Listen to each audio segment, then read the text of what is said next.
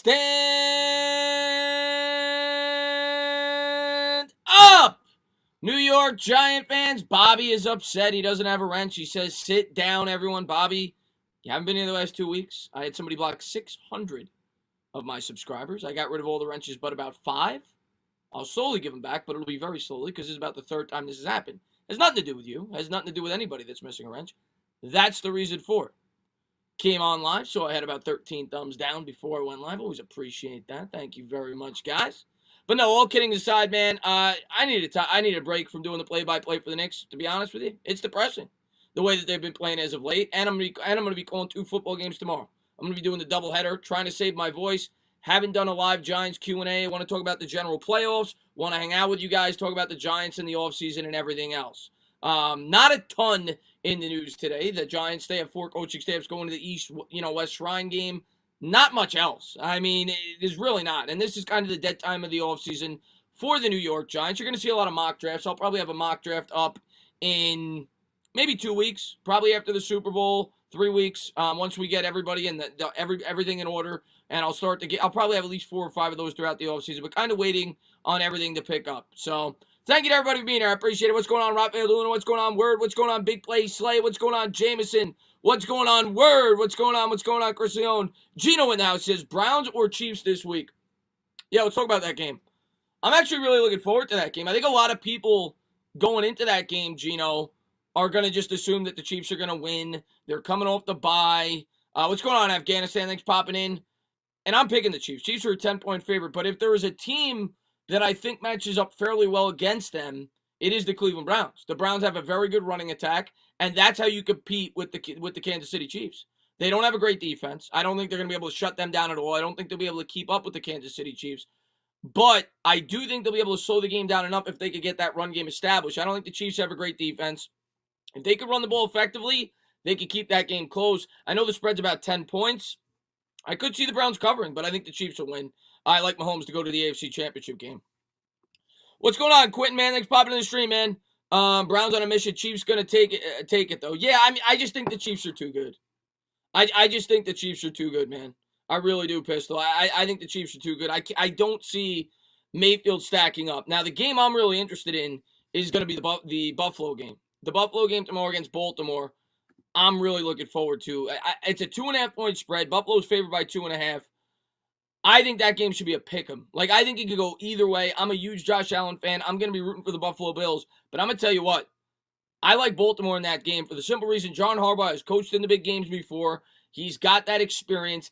And I just don't trust Josh Allen just yet in a big spot. I really don't. I don't trust Josh Allen in a big spot. Last week, you saw him almost give away the game with the fumble when he lost to 30 yards. The year before, he turned it over with a fumble. Something is telling me the Ravens, who are coming in hot, are going to win that football game. I think it's a pick'em.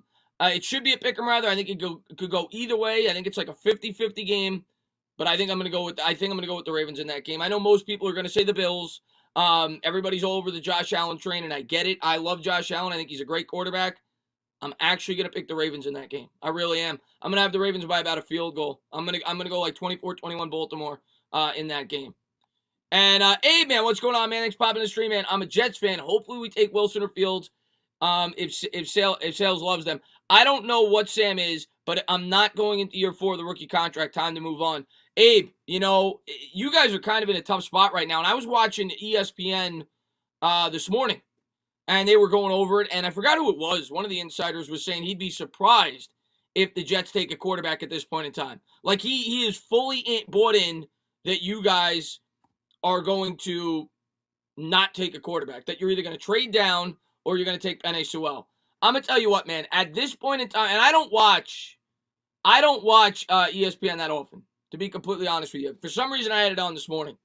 And I still think you're going with a quarterback. I don't think it makes a lot of sense, and I like Sam Darnold. I still think Sam Darnold could be a good quarterback in the right situation, but you're bringing in a new head coach. You're picking at 2nd overall, unless the Jets don't like any of these prospects. If they're not bought in on Wilson, if they're not bought in on Justin Fields, maybe then they trade down, but you're entering the 4th year of the rookie contract for Sam Darnold. He hasn't proved himself yet.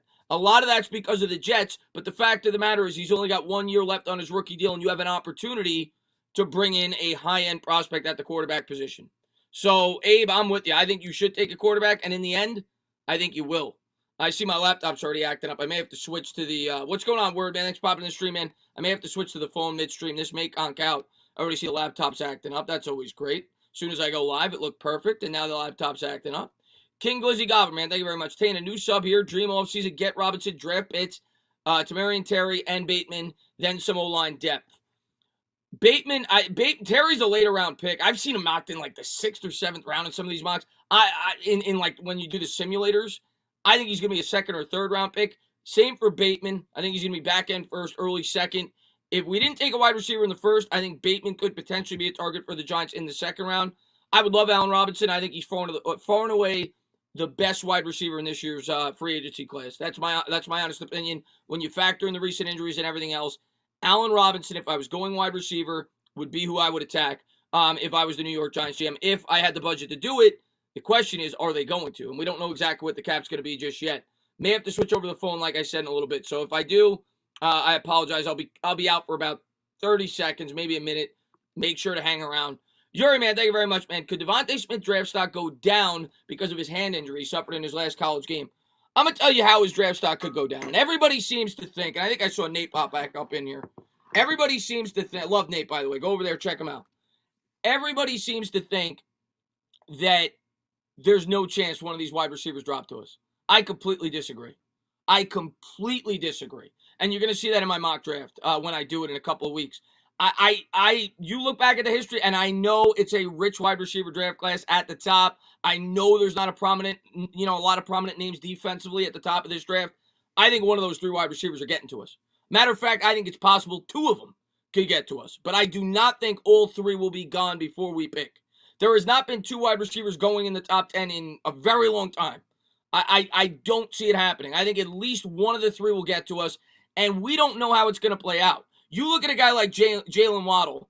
Jalen Waddle, and what's going on, Authentic, man? Thanks for popping in the stream, man. Jalen Waddle is going to blow people away at the combine. I'm going to tell you that right now. That guy is going to run a 4.25 or a 4.27, and he's going to blow people away. Waddle, in the end, may be the guy most people at the top of most people draft charts, and Smith may drop to us. You don't know how the offseason is going to play out. Right now, everybody's saying Devontae Smith. This guy's not a flawless prospect. He's not a flawless prospect. Go back, watch the tape. I'm going to have a film breakdown of him tomorrow. He's got some holes to his game. I could definitely see one of those guys drop it to us, but we'll see how it all plays out as the offseason progresses. But, Yuri, man, thank you very much. In terms of the injury, I don't think that would affect it. Zeke, man, thank you very much, man. Been thinking of grabbing 2 wide receivers in free agency, 1 A-level, 1 second tier. Draft Rousseau at 11. Let Williams walk. He wasn't as dominant as fans think. Watch the tape. Here's the one thing. What's going on, Dre Mac, man? Thanks for popping in the stream. And you know what? I'm going to switch to the phone now, guys. Excuse me for 1 second. May have a little trouble. This is going to conk out for a second. I'll be right back because I already see this is going to give me trouble. I'd rather switch to the phone so that way. I'll do it here first, and that way I'm ready to go, and it'll just be a seamless transition. And then I'll talk more about what you had to say, Zeke, because I could already see this is about to be a pain in the ass tonight. So 1 second, guys. I'm sorry.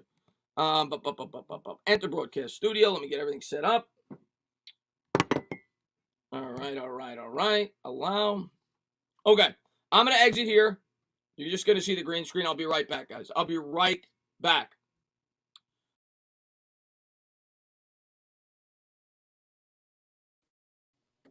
Okay. So I'm back. So Zeke, as far as your question goes, he says, I've been thinking about grabbing 2 wide receivers in free agency, 1 A-level, 1 second tier. Draft Rousseau at 11. Let Williams walk. Okay, Zeke, here's the one thing I'll say about Leonard Williams. And I think he's going to be back. If I had to guess, I think he's going to be back. But here's the one thing I'll say about Leonard Williams.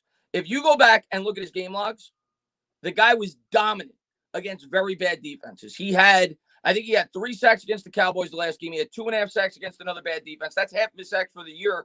And the one thing I'll say about Leonard Williams, that 3-game stretch, when we had the divisional lead, he went to sleep before he picked it up the last game of the season. Maybe the Giants will look at that. Maybe they won't. I think it'll come down to the value, but if Williams is willing to come back on a reasonable contract, I think they will bring him back. As far as free agency goes, if they have it in the budget Is it possible they could sign a guy like Curtis Samuel and a guy like Allen Robinson? I suppose it's possible. I don't think it's going to happen. I think there's too many guys on this roster that they're going to want to bring back. I talked about Kevin Zeitler today. I'd be in favor of bringing him back if you could restructure the contract. I think we need him. I don't trust our guards right now. I know Nate disagrees. I know some Giant fans may disagree. I don't trust our guards right now without him. And you look at guys like Dalvin Tomlinson. You look at guys like, Leonard Williams. I don't think they're going to have in the budget to bring in two guys like that. I understand where you're coming from if they don't bring back Leo. I think you draft a wide receiver. If you're going to go with two, I think you draft one. I think you sign one. But I definitely understand your line of thinking there. You want to get more proven commodities so that you can take Rousseau in the first round. The other thing I'll say about Rousseau, and I haven't done a ton of research on him yet. I've looked at some notes. I've watched some film. A lot of people say the stats are misleading with Rousseau.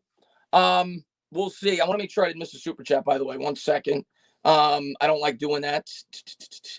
I don't think I did, but let me go into the YouTube chat real quick.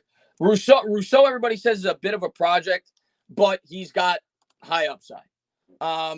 We'll see. He didn't play this whole year either, so you got to factor that in as well. We'll see at the end of the year. We'll see come draft time, but Rousseau's definitely been falling off draft charts, so we'll see. But I don't think I missed one. If I missed one, let me know, guys. Crimson Man, thank you very much. Guarantee only one receiver is off the board in the top 10. History shows, I believe, one team will use recency bias towards Smith if we get Chase at 11. Crimson, I'm kind of with you, man. I at most two. I think two could definitely go. It's a very strong wide receiver draft class at the top. There are teams that need wide receivers. You look at the teams. You've got the Eagles, potentially the Jets if they don't take a quarterback, but I think in the end they will. The Falcons are a possibility. The Bengals are a possibility, even though I don't think they will. The Panthers, no. Denver, no. Dallas, no. I think there's going to be one, if not two teams that will take a wide receiver, but I think there's a very good chance that two get to us. I think there's almost certainty that one will get to us. Let's see. Ian, man, thank you very much. Hey, Chris, big fan. Who do you think will win between the Packers and the Rams? Big Giants fan, go Big Blue. Ian, man, thank you so much for popping in. I'm pulling for the Packers. I'm a huge Aaron Rodgers fan, Ian. Maybe you don't know that, but I'm a huge Aaron Rodgers fan. I'm pulling for the Packers. I do think the Rams match up pretty well with the Packers, much like the Browns match up pretty well with the Chiefs because of their ability to run the football. But when all is said and done, I think Aaron Rodgers is on a mission. He's home. He's in Lambeau. The Rams are traveling across the country. They're banged up. I don't think Rodgers. But the one thing I'll say, we should know as Giants fans, Ian, Rodgers in big spots when he's had time off before, remember when he played us in the NFC divisional game, doesn't always work out, right? So we'll see. But I am confident that Rodgers is going to win this game. I think he's on a mission this year. I like the Packers by about seven points. I think it'll be pretty close. Mike, man, thank you very much. If they do a combine, will you stream it at the 10? Yeah, I streamed it last year, and maybe I'll have some people on this year. Like Nate, if he wants to come on. I know Authentic's in the chat if he wants to come on. Maybe I'll have some more YouTubers on this year to talk about it as they're doing it. I did it last year, and yeah, we'll see if they have the combine, of course, with the pandemic. But I did read that they're working out the kinks and they're going to get it going. Yeah, I'll definitely stream the combine. I did it last year. I'll definitely do it again. It's not the most exciting thing. You're literally watching guys in shorts, run 40-yard dashes. But we'll definitely do it. What's going on there, Jake? Man, thanks for popping in the stream. I'm excited for the combine. Yeah, well, that's when you're going to start to get your answers with in terms of who's going to be moving up and down mock draft charts. That's really when you first get a grasp on where these players are probably going to end up going. Last year you look at a guy like what's his name? The guy that ended up going to Buffalo in the second round, the edge rusher, AJ Epinesa. He was a guy that was being mocked in the top 10, the top 12, the top 15. He ran like a 5.2 40, completely fell off the map. So you're going to see people shake themselves out of the first round based on how they do at the combine. And some guys, they'll help their draft stock. I just don't like reading too much into the combine. I think sometimes teams, whoops, there you go. You got to see my coffee cup. I think sometimes teams do that too much. I don't like putting too much of an emphasis on the combine, but it's a tool, not the whole tool bag. Joshua, man, thank you very much. Giants fans got to start being realistic. We aren't getting A-Rob or any of these superstars edge in free agency, and Chase ain't falling. I don't think Jamar Chase is falling. I think Jamar Chase is falling away the best wide receiver in this year's draft class. If I had to guess, I know a lot of people are very high right now on Devontae Smith. I think Chase is the best one. I don't think he's falling. I do think we have a shot at a wide receiver in free agency. I really do. I do think we have a shot at Allen Robinson. I'm not saying it's going to happen. I'm not saying I expect it to happen. If certain things fall into place, I do think we have a shot. It's going to depend on how the New York Giants evaluate how they want to spend their cap space. But I do think that Dave Gettleman, you could bet your ass. I'm still seeing people in my comments tell me, I don't know if Dave Gettleman's going to prioritize wide receiver. I'm not too sure. I'm going to tell you right now, as I've said now at the start of this offseason, Dave Gettleman is absolutely going to prioritize the wide receiver position. Dave Gettleman has said it now in the press conference. He's talked about playmakers. Dave Gettleman knows that his legacy rests on the shoulder of Daniel Jones. Last year, he got him a blindside protector in Andrew Thomas. He beefed up the offensive line. He knows that Daniel Jones needs weapons. I'm telling you right now, he is going to spend heavily, if it's not in the draft, if it's not in free agency, high draft capital at the wide receiver position. He's going to make sure that he gets himself a weapon for Daniel Jones. I would be shocked if he doesn't. A pimp, man. Thank you very much, man. He says, Taylor Moton, the right tackle, former Dave Gettleman guy from Carroll. Yeah, he's a free agent. I've seen a couple of people bring him up. I'll look more into him. I know Darrell Williams was another guy over the last two free agency periods that was a former Gettleman guy with the Panthers that a lot of people thought we could potentially sign, and then he had injury history at the right tackle spot. I'll look more into him. I'm going to be doing videos on the other positions. I'm kind of trying to spread them out a bit.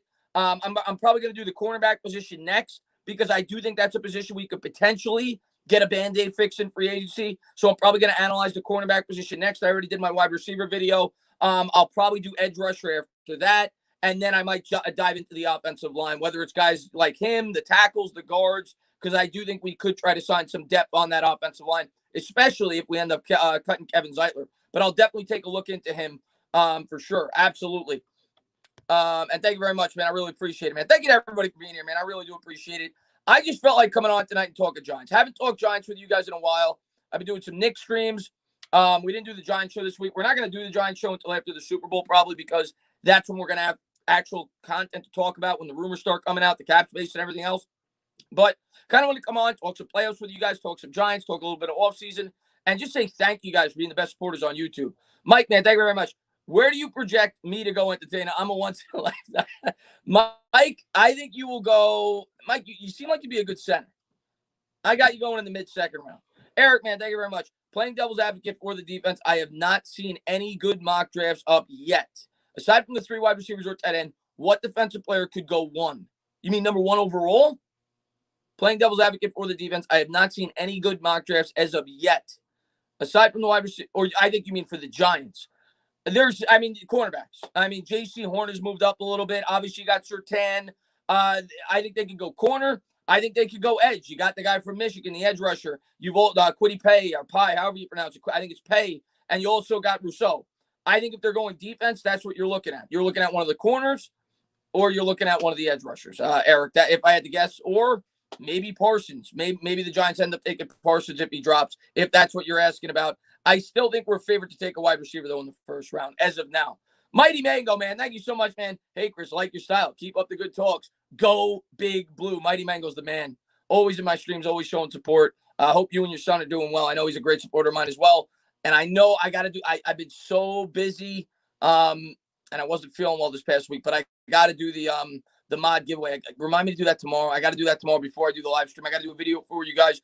Do the mod giveaway, and then I got to have a mod stream hopefully on Monday because I'm going to be streaming the next 2 days for the playoff football. But I definitely have to get that in. So I apologize to all my not my mods, rather my members. I apologize. Dre Mac says, do you think we keep Gallman? In the end, Dre, I do not. I really don't. I don't think we're going to keep Gallman. I could be wrong, and maybe we will. He didn't finish the year super strong, so maybe he fits in the budget. If he's willing to come back on a cost-effective deal and somebody doesn't blow him away in free agency, maybe we do get him back. I'm leaning that he's going to be a cap casualty. We don't have a lot of cap space, Dre. And if that happens, I think they need to prioritize running back in the draft. I think you need to draft a running back in maybe the 5th round. I'm trying to remember. We have a 1st, a 2nd, a 3rd, 2 6ths. We don't have a 7th. I don't remember if we don't have a 4th or a 5th. We have one or the other. But I think you'd have to take a running back in one of those rounds, Dre Mac, if you do move on from Gallman or sign a cheaper one in free agency. But if he's willing to come back on a really cheap deal, maybe he does come back. Tudo, man, what's going on, man? He says, Ciao, Paisano Tana. In my opinion, not every bad play and failure is the player's fault. We have a great team with tons of talents. It's all about preparation, anticipation, and education. Tudo needs to start doing the play-by-play. What's going on, Tudo? He's rhyming and diming. No, I mean, it's always. Listen, I'm gonna say this. Hold on, I gotta get a sip of coffee. When you said that to me, what I'm thinking about is Jason Garrett, and I agree with you. I don't think it's always one or the other. I don't think it's all the player, and I don't think it's all Jason Garrett. I think it's a collaborative effort. And a lot of Giants fans now on Twitter, they're asking me, do you think Jason Garrett's going to get the LA Chargers job? You think he's going to get the LA Chargers job? My answer to you, no. I think Jason Garrett's going to be back, so buckle up. But one thing I'll say about the Giants, I think one thing they should do, and I talked about it with Anthony on the podcast, the film breakdown, which will be out tomorrow. I think they should bring in a passing game coordinator, and maybe that's something they'll do to try to spice up the offense. But it sounded like Gettleman wanted Garrett back. I don't think the Giants are looking to rush out there and get a new offensive coordinator. I think Garrett will be back, but we'll see. Tudo, man, thank you very much, man. I really appreciate it, man. Good rhymes, buddy. Devon Griffin, man, he says, we need a quarterback to help out the one we have. You're talking about signing a veteran quarterback to be a backup? Listen, I've talked about that, man. I'm completely for bringing in Jacoby Brissett. That if he fits the budget. I don't know if he will. He's probably going to command $5 to $7 million. Do we have that kind of money to spend on a quarterback? We might not. But I would be completely for bringing in a solid veteran backup this year at the quarterback position. I don't think we're bringing in a guy, people have brought up like Cam Newton. I don't think that's going to happen. People have brought up, what's his name? The guy, Marcus Mariota. I don't think that's going to happen. I could see them bringing in a guy that knows his role, that's clearly a backup, but has a little bit more talent than the guy we had this year in Colt McCoy. So we'll see what they end up doing, but I don't know if it's going to be in the budget to spend a ton on a backup quarterback. But let's see. It's much harder to read the chat with this. You know what? Let me restart the computer here. That way I could at least, hopefully this starts to charge. This thing sucks. 1 second, the computer's fine. The next second, it's not. So I'm going to restart this. I'm still talking to you guys on the phone, but it's just so much easier for me to read the chat on the computer. Hopefully it loads back up. Let's see. I'll try to pull up a couple of these, though. Thank you to everybody for being here again, man. I really do appreciate it. Stand up. What's going on, Kalen Dragon, man? Thanks for popping in the stream, man. Why are these guys? It is what it is, Omni Nations. It was either a troll or it was Knicks fans because they're probably upset I didn't do the Knicks game. Listen, I'm going to tell you right now. I don't want to get depressed. The Knicks have lost 4 straight. I needed a night off from calling basketball games. I'm calling the football games tomorrow. I needed a night off from calling the basketball games. Marley Mall, man, what's going on, man? He says, trade Gallman, Ingram, and Slayton. They have the most value. Draft a running back, 2 wide receivers, and sign a tight end. Trade Gallman. Well, Gallman's not under contract. He's a free agent. So that can't happen. Slayton, you might get something decent for him. Ingram, you'd be lucky to get a 3rd-round pick. I don't think you're getting more than probably a 4th at best for Ingram at this point in time. I would hope you get more than that, but you're probably not getting more than a 4th at best for Evan Ingram. If they're going to trade somebody, I think Ingram makes the most sense. But I don't really see them trading Darius Slayton. Darius Slayton doesn't make a whole lot of money, man. He doesn't make a whole lot of money. So I don't think they trade Darius Slayton. It's not like he has a ton of value right now. I don't see them trading Darius Slayton. I really don't. Let's see. And this looks like it's charging now, which is good. So it'll be an easier transition for me. I'm going to try to go back on the computer once this is ready to go. And so that way I can read the chat. It's so much easier on the computer. You hear the rumors about Galladay. Did you hear about the rumors about Galladay is all but assured to come to New York if Detroit doesn't tag him? Kalen, I have not heard about that. Obviously I heard about the rumors about the Giants potentially trying to trade for Kenny Galladay in season. I heard about that, Kalen, but I didn't hear anything about updated rumors in terms of that. I do think the Giants will make a play for him. They obviously showed interest from within season. If he fits the budget, I think the Giants will make a play for him. It might be a tag and trade scenario. I could see Detroit tagging him. Pittman, thank you very much. I don't think we need 2 wide receivers personally. Slayton and Shep are good wide receiver 2 and wide receiver 3. I think 1 elite wide receiver plus Saquon will transform this offense next year. Pimp, I'm going to tell you what, man, and I know and I get it that Giants fans are weapon happy. They're weapon crazy. They see this team. They love Daniel Jones. They want Daniel Jones to be the guy. They know Daniel Jones needs weapons, and he does. Don't get it twisted. He does. But like I said in my video today, Pimp, I don't know if you watched it, the Giants can't ignore other spots on this roster. They can't ignore other spots on this roster. They need to fill that need. They need to go out there and get a wide receiver, a top-tier wide receiver, whether it's the draft or whether it's free agency. but they can't ignore. We have a lot more problems on our team than just the wide receiver. Look at the roster. Look at the roster. We have a lot more problems on our team than just wide receiver. We need to get one. We need it. But getting Barkley back, if you go out there and you get a premium wide receiver, you've got to beef up that offensive line. You got to fill in the depth. You got to get pieces on defense. I'm with you on that. Let's see what we got here. Deep run demonic, man. Thank you very much. If we don't keep Leonard and he gets signed at free agency, don't we get a third-round comp pick for him? I think I read that somewhere. Yes, I would imagine we would because he'd get a lot of money. But, Defron, it wouldn't be in this year's draft. It'd be in the following year's draft. If he signed for, say he got the $18, $19 million, we would absolutely get a comp pick. It would be similar to where we picked this past draft at 99 when we took Matt Parrott. We got a third-round comp pick for Landon Collins. It would be in a very similar spot, but it would be in the 2022 draft. It wouldn't be in the 2021 Defron Demonic. So, yes, we would get compensated for him. Tudo, man, what's going on, man? He says, every coin has a flip side, Tana. I was born at night, but not last night. If the offensive special teams suck, it's not the players' fault. There are coaches and trainers to prepare those players for every snap.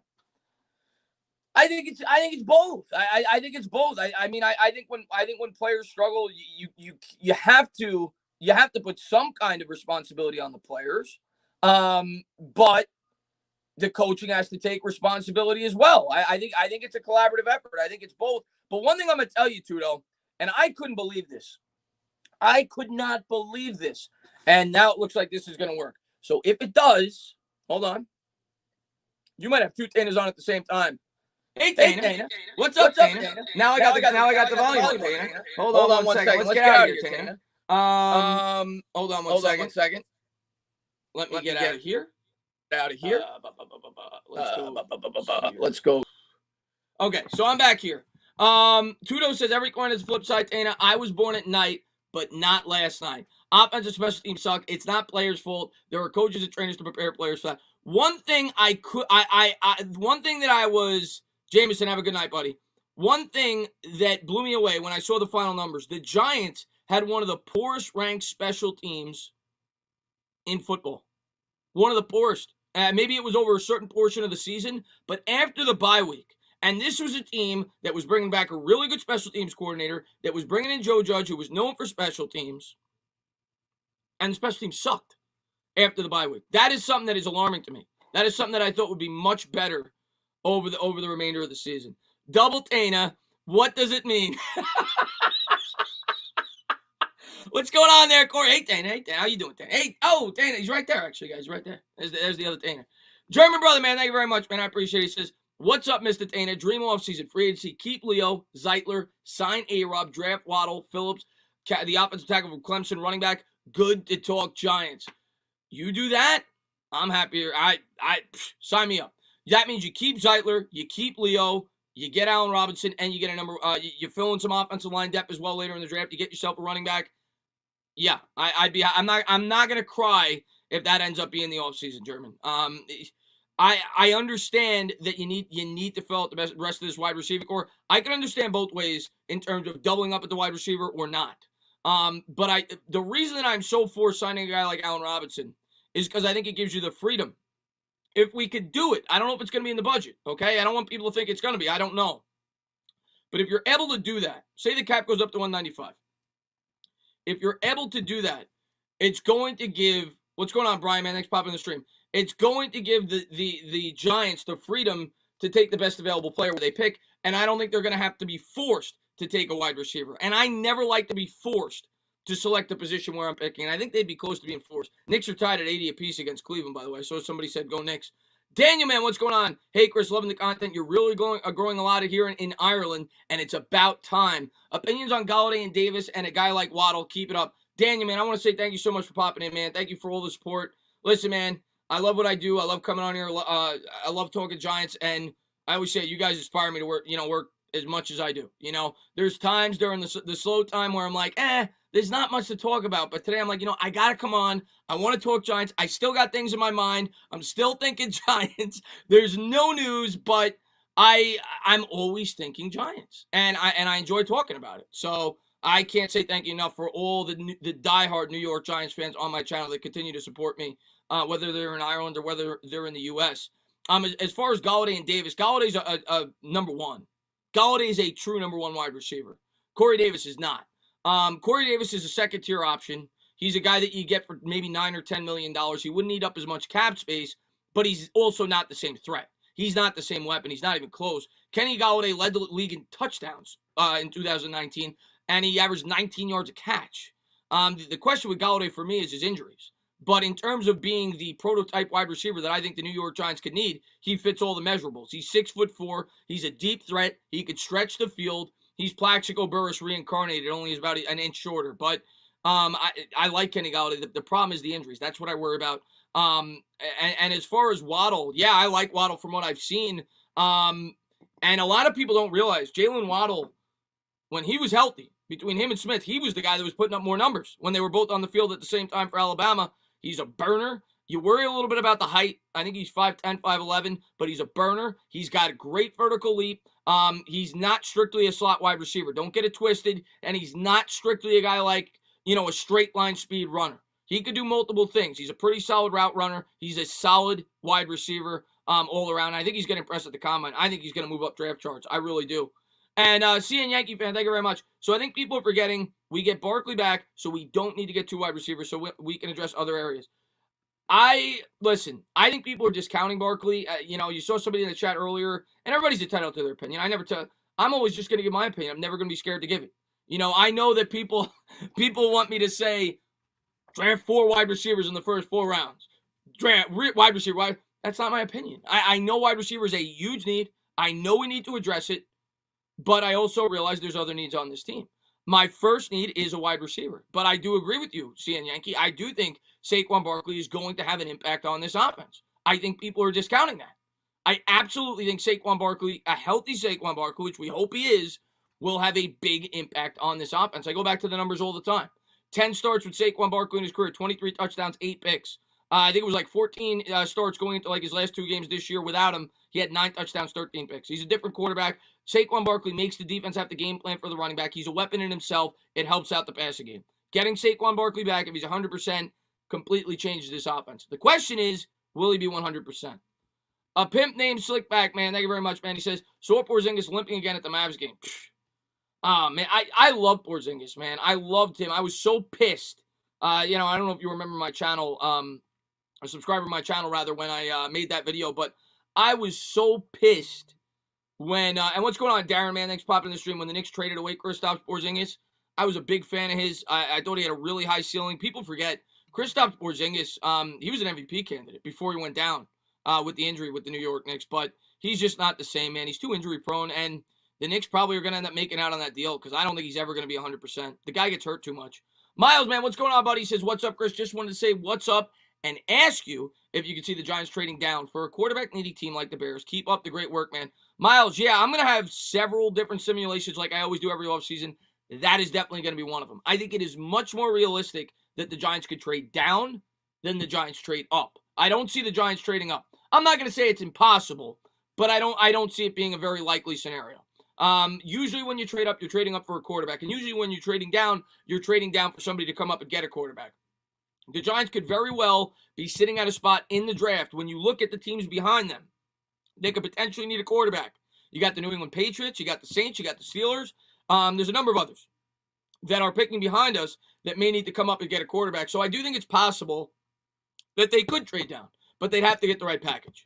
I think it's possible, yes, but we got a long ways to go. But yes, I wouldn't rule that out. I don't see us trading up. I think we stand pat. I do not see us trading up. Mighty Mango, man, thank you very much, man. Hey, Chris, do you think Barkley will be injury player all the time? I hope not, man. I really hope not. He's a guy I want to root for. He's my favorite player on the team. I hope not. What I will say is running backs have recovered from the injury that he's had, the ACL tear, and they've come back beautifully. And if anybody could do it, I think it's Saquon Barkley. The guy is built like a machine. I think he's a hard worker. I think he's going to do whatever he can to get back in his best shape as he possibly can. The first one to me is kind of a fluke injury. It was a high ankle sprain. It happens. I think they rushed him back. I still think it's a little premature to call him injury prone, but if it happens again, yeah, then I'd start to have serious doubts about whether or not he could be, if he's just going to be a guy that consistently gets injured. I'm definitely starting to worry about it, but I can't conclusively say that he's an injury prone player just yet. I'm hoping he rebounds next year because we're going to need him. Waterfly, man, what's going on, man? We current mods nominate Lake Nona. You got it. Lake Nona's going to get a mod. Yeah, Lake Nona's going to get a mod. Waterfly, man, I appreciate it. Tana's mocks hit different. Oh, I'm gonna have the mocks. Believe that. I'm gonna have the mocks. You could bank on that, my man. I'm gonna have. All right, let's go over how many mocks I'm gonna do real quick. Let's. I wait. You know, I don't want to just do a mock to do a mock. I want to be able to get enough research. I want it to be, and I kind of want to know where everyone's picking before I do a full first round mock draft. I know right now you can simulate it, and certain teams are picking certain places, but I want to know where everybody's picking. That's just me. I'm waiting until I know where everybody's picking. So I'm gonna wait till after the Super Bowl, and then I'm probably gonna have a mock right after the Super Bowl. Probably like 2 days after the Super Bowl. That'll be my first mock. Then I'm gonna have another mock after the Combine. I have another mock after free agency, and I'm gonna have another mock draft right before the draft. And I'll probably have some 7-round mock drafts just Giant specific, where I did it last year a couple times, where I pick out a couple of players in each round where I could see the New York Giants targeting. Also do some live streams, hopefully with some Giants YouTubers. Nate, if he's still in here, would love to have him on. Authentic, of course. Bad Dog, Kid Blue, everybody. I'd love to get them all on and do some live mock drafts. I think that'd be a lot of fun. I did that last year with the chat, but that's definitely something I want to do more this year. It's a lot of fun. Ian, man, thank you very much. He says, I think we sign Curtis Samuel and draft the top edge rusher in the offseason, and then draft the top 3 wide receiver, possibly Waddle. I'm going to tell you what, man, the more research that I did on Curtis Samuel, the more research I did on Lake Nona. Let me give Lake Nona a wrench. Lake Nona's definitely got it. He's in all my streams. You guys know Nona. You know it's no disrespect to anybody. actually I can't do it. I got to do it on my phone. I can't. It's happened too many times where people are blocking people, but I think I just gave you a moderator. I think we signed Curtis Samuel and draft the top edge rusher in the offseason and then draft top 3 wide receiver. Yeah. So when I did my research, and obviously I had heard about the Giants having potential interest in Curtis Samuel, and when I really dove into it, I'm like, this makes too much sense. Like, I definitely think he's going to be a guy that the Giants have at least some kind of interest in. It only makes sense. Dave Gettleman drafted the guy. Dave Gettleman drafted him in 2017. He is he's not just strictly a slot wide receiver, though. I want people to understand that. The guy plays all over. He plays on the outside, plays in the slot. You can utilize him as a running back. He's not strictly a slot wide receiver. Is he a number 1? No. And if they bring him in, do I think we're complete at the wide receiver position? No. But Gettleman drafted him. He's versatile. That's something that Joe Judge likes. Keep your eye out on him. If the Giants are going to go mid-tier wide receiver, keep your eye out on him. Ian, absolutely. Ian, man, Tuto. I was looking at Ian. How can I confuse Tuto with Ian? Tuto's the man. And Ian's the man, but Tuto's from Italy. He says, Tana, the Giants' problems are coming from the coordinators who bring their schemes and books from somewhere else and try to plug them in with our players and expecting them to excuse, but never happened. Listen, a lot of Giants fans have that philosophy, and I'm going to tell you what. I think you're talking mainly the offense, because the defense, I think, worked pretty well. But the Garrett scheme, a lot of Giants fans hate. And I'll say it wasn't very innovative. I'll be the first to say it was not very innovative. And I never thought that Jones fit that scheme nearly as well. A lot of Giants fans thought he fit it great. I thought he fit the Pat Shurmur scheme much better. There's limitations to the offense, though. I try to be as fair as I can. The offensive line, it struggled. They didn't block that well. They don't have a lot of weapons. So Garrett wasn't good. I'm not going to tell you was not good. But hopefully, if he is back, which I am leaning he's probably going to be. If you're a Giants fan, you don't want that, I understand. I think he's going to be. If he's going to be back, hopefully, with improved talent on this team and a second year in the scheme, him learning the players better, they have better chemistry. I do think, though, Tudo, they should bring in a passing game coordinator. And I talk about that tomorrow in my video. I think it would be in the best interest of the offense to bring in a passing game coordinator. Abe, man, what's going on, man? I know people say Trevor Lawrence is a can't miss, but I'm not worried as a Jets fan if we put a new quarterback in the right system. To be honest, no one knows which quarterback will be the best.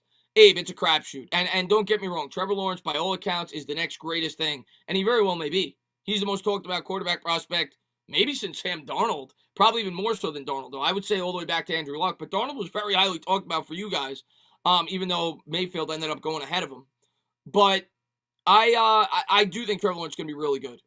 As long as they give him any kind of weapons there in Jacksonville, which they actually have some pretty solid wide receivers there. For your Jets, man, it's about setting the quarterback up right, Abe. And a lot of Giants fans may not want to hear this. It's my honest opinion. I think Sam Darnold is a pretty good quarterback. I think Sam Darnold, had you guys set him up right, would have done a pretty good job for you guys. I honestly believe that. And maybe I'm wrong. Maybe I'm dead wrong. And I'm interested to see if he gets another opportunity somewhere else in a better spot with a team better equipped to support a quarterback, whether or not he'll be successful. But you can't do to the new quarterback what you did to Sam because you set him up for failure. Adam Gase was a disaster. You guys didn't address the offensive line until his third year in the league. You gave him no weapons. You can't do that for your new quarterback if you decide to go that direction. And I don't think you will. Let's see. Hey, man, thank you very much. Herbert, Lamar, Allen, Mahomes were all called risky quarterbacks going into the draft, but their teams built the right system around them. That's for key. Yeah, Lamar's in a perfect system. The offense they got built around there is right around his skill set. I talk about it all the time. The Buffalo Bills could not have set up. They couldn't have built the team better. I did a video on it last year in the offseason. Actually, I wasn't trying to trash you guys, but you guys were. The Jets and Bills were almost in identical situations going into the 2019 offseason. They did it right. You did it wrong. They built the team. They built the team beautifully around him. They got him the offensive line. They got him the weapons. They got him the offensive coordinator that could get the most out of his skill set. And you're right. Half the battle with a quarterback is putting them in the right situation to succeed. It's just facts. Pat Mahomes, you couldn't have asked for a better situation. Pat Mahomes is fantastic, but you couldn't have asked for a better situation. You're talking about learning under probably the smartest quarterback in all of football in Alex Smith. The guy's brilliant. Andy Reid, the smartest offensive coordinator. We're going to give you Tyreek Hill. We're going to give you Travis Kelce. I mean, come on. So you're right. Those guys were all set up for success. And the question is, can the Jets and hopefully the Giants do that for their quarterback with Daniel Jones? Let's see. And thank you again, man. I appreciate it. Connor, man, what's going on, man? Did you see Thomas's injury? I did not. No, I did not. I did not, Connor. I did not. I'm sorry, man. And I appreciate it, man. Thank you so much, man, for being a great supporter on the channel, man. Thank you to everybody. I always try to say it as much as I can. Thank you to everybody. Whoever, who always watches my videos, tunes into my stream, shows support. I'm going to be live tomorrow. I'm going to be doing a doubleheader. It's why I didn't do the Knicks game tonight, because you guys may not think it. Those play-by-plays take a lot of energy out of me. But I wanted to go live. I wanted to talk Giants. I wanted to talk playoff football. Whatever you guys wanted to talk about, because I haven't done one of these in a bit. And this is my favorite thing to do on YouTube. Love talking to you guys. Love talking in the chat.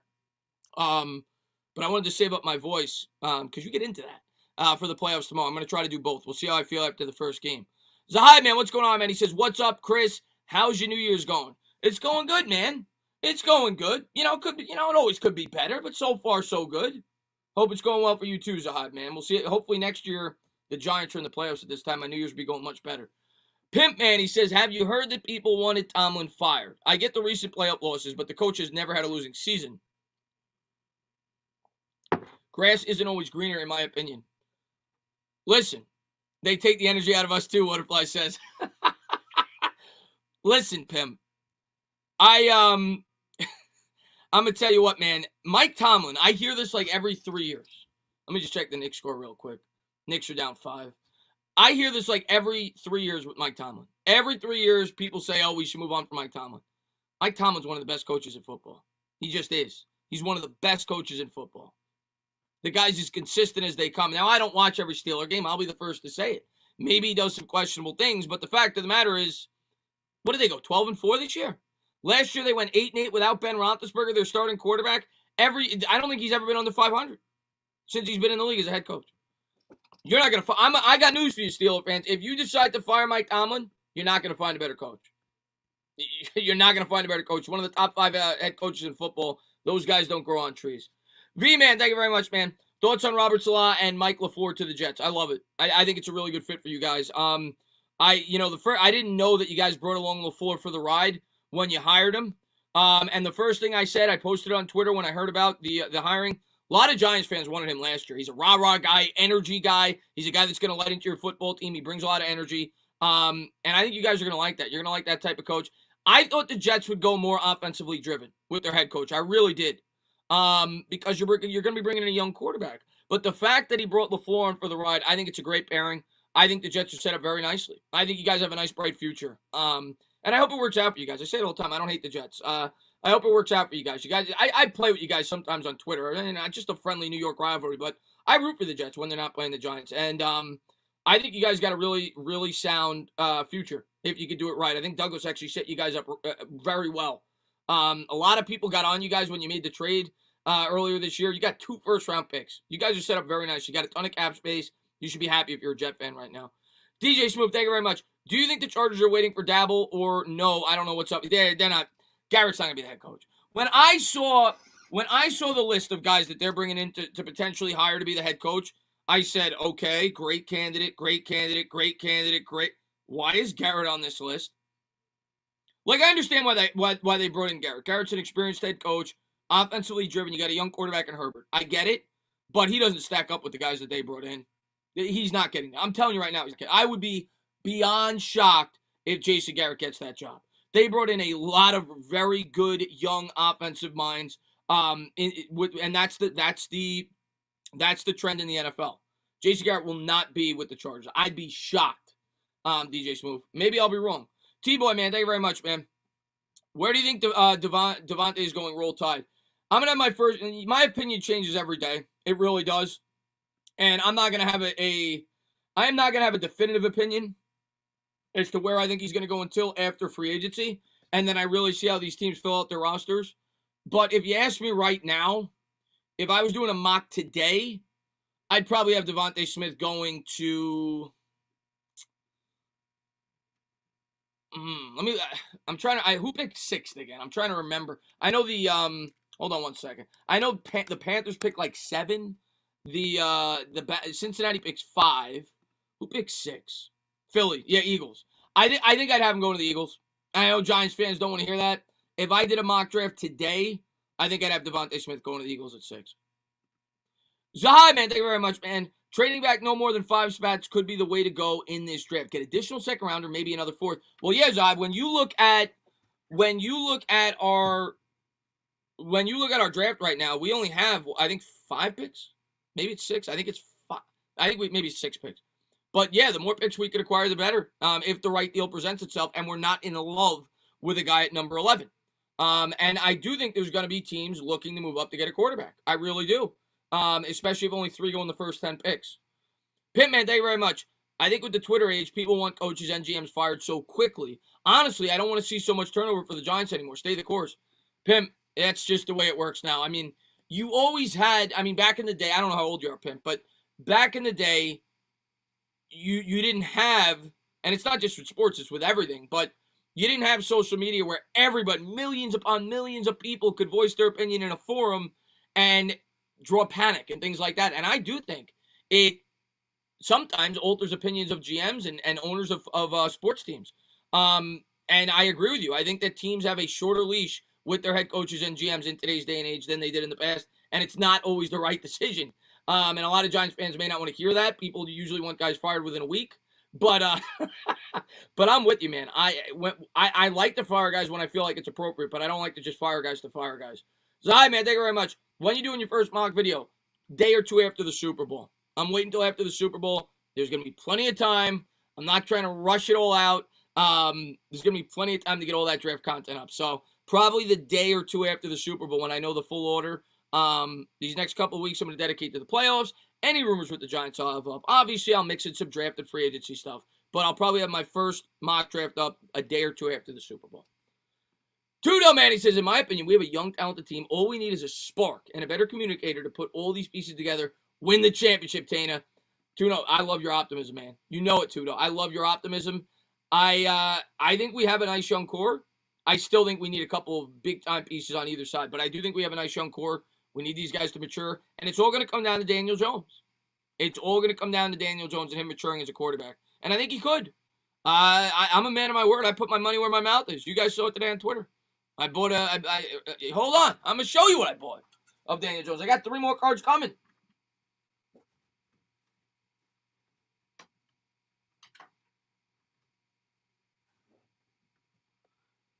Here you go, Tudo. Here you go. PSA 9. Daniel Jones. Donruss Optic. I got 3 more cards coming. I think Daniel Jones is going to have a good year next year. I think Dave Gettleman's going to give him the pieces necessary for him to be successful. And I think Daniel Jones is going to have a rebound year in 2021. I firmly believe that. I'm not just saying that as a fan. I believe that. I really do believe that. Ash Money, man, thank you very much, man. Chase has been growing on me. We better draft him. If he's there, by all means. I would love I would love to get Jamar Chase if he's available, but I in the end, I don't know if he will be. DJ Smoothman, thank you very much. Who's going to be the new coach in our division? The Eagles? Who are they going to take? I don't know, man. I am going to say Adam Gase. This is who you're gonna see opposite on the other sideline twice a week.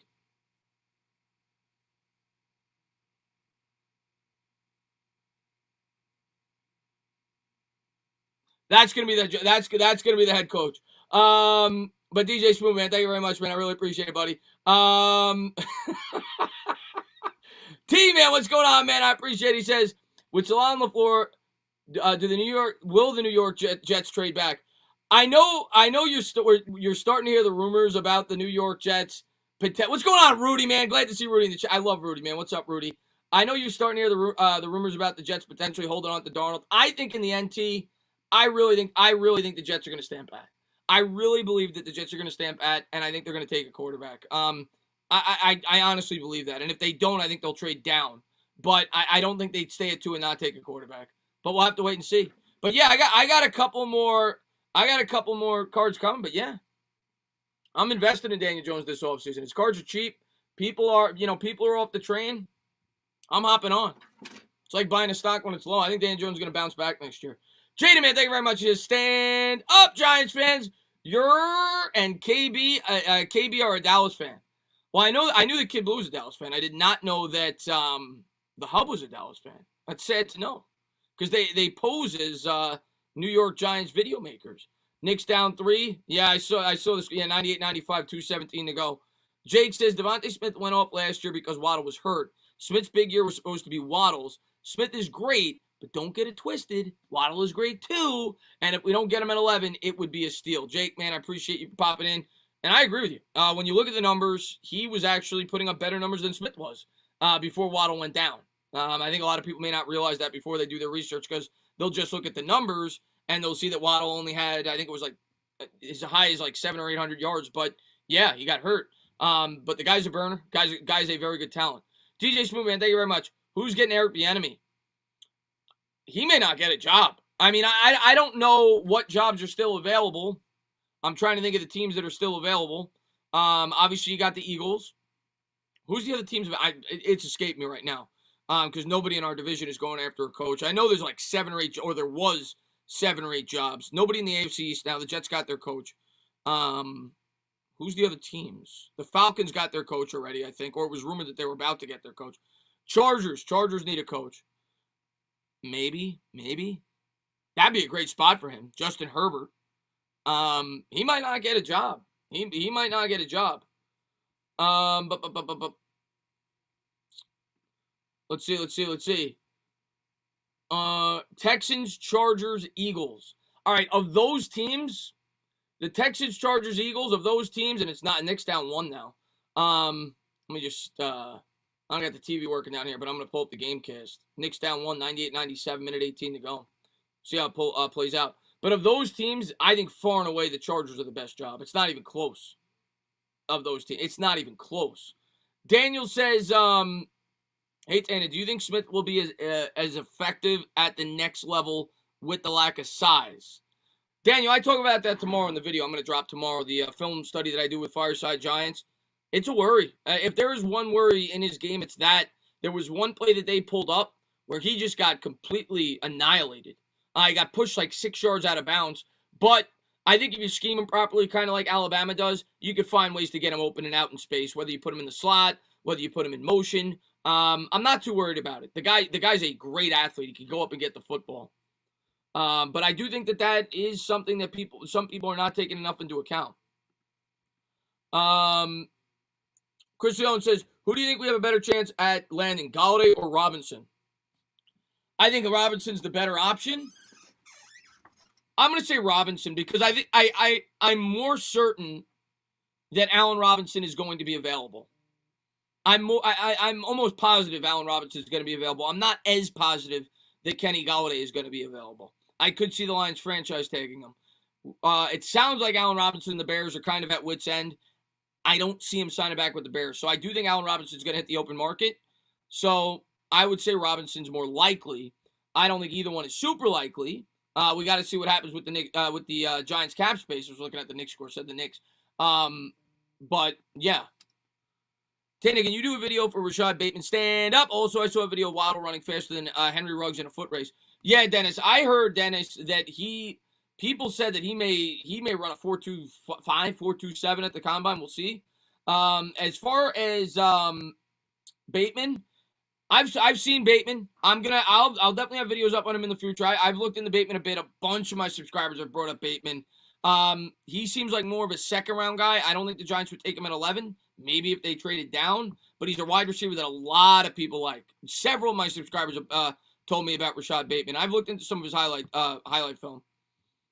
And, yeah, he's you talking about Smith? Yeah, he's really skinny. But that doesn't mean he can't put on pounds of muscle, though. He's still a kid. He can put on pounds of muscle. Let's see. A Pimp Man, what's going on, buddy?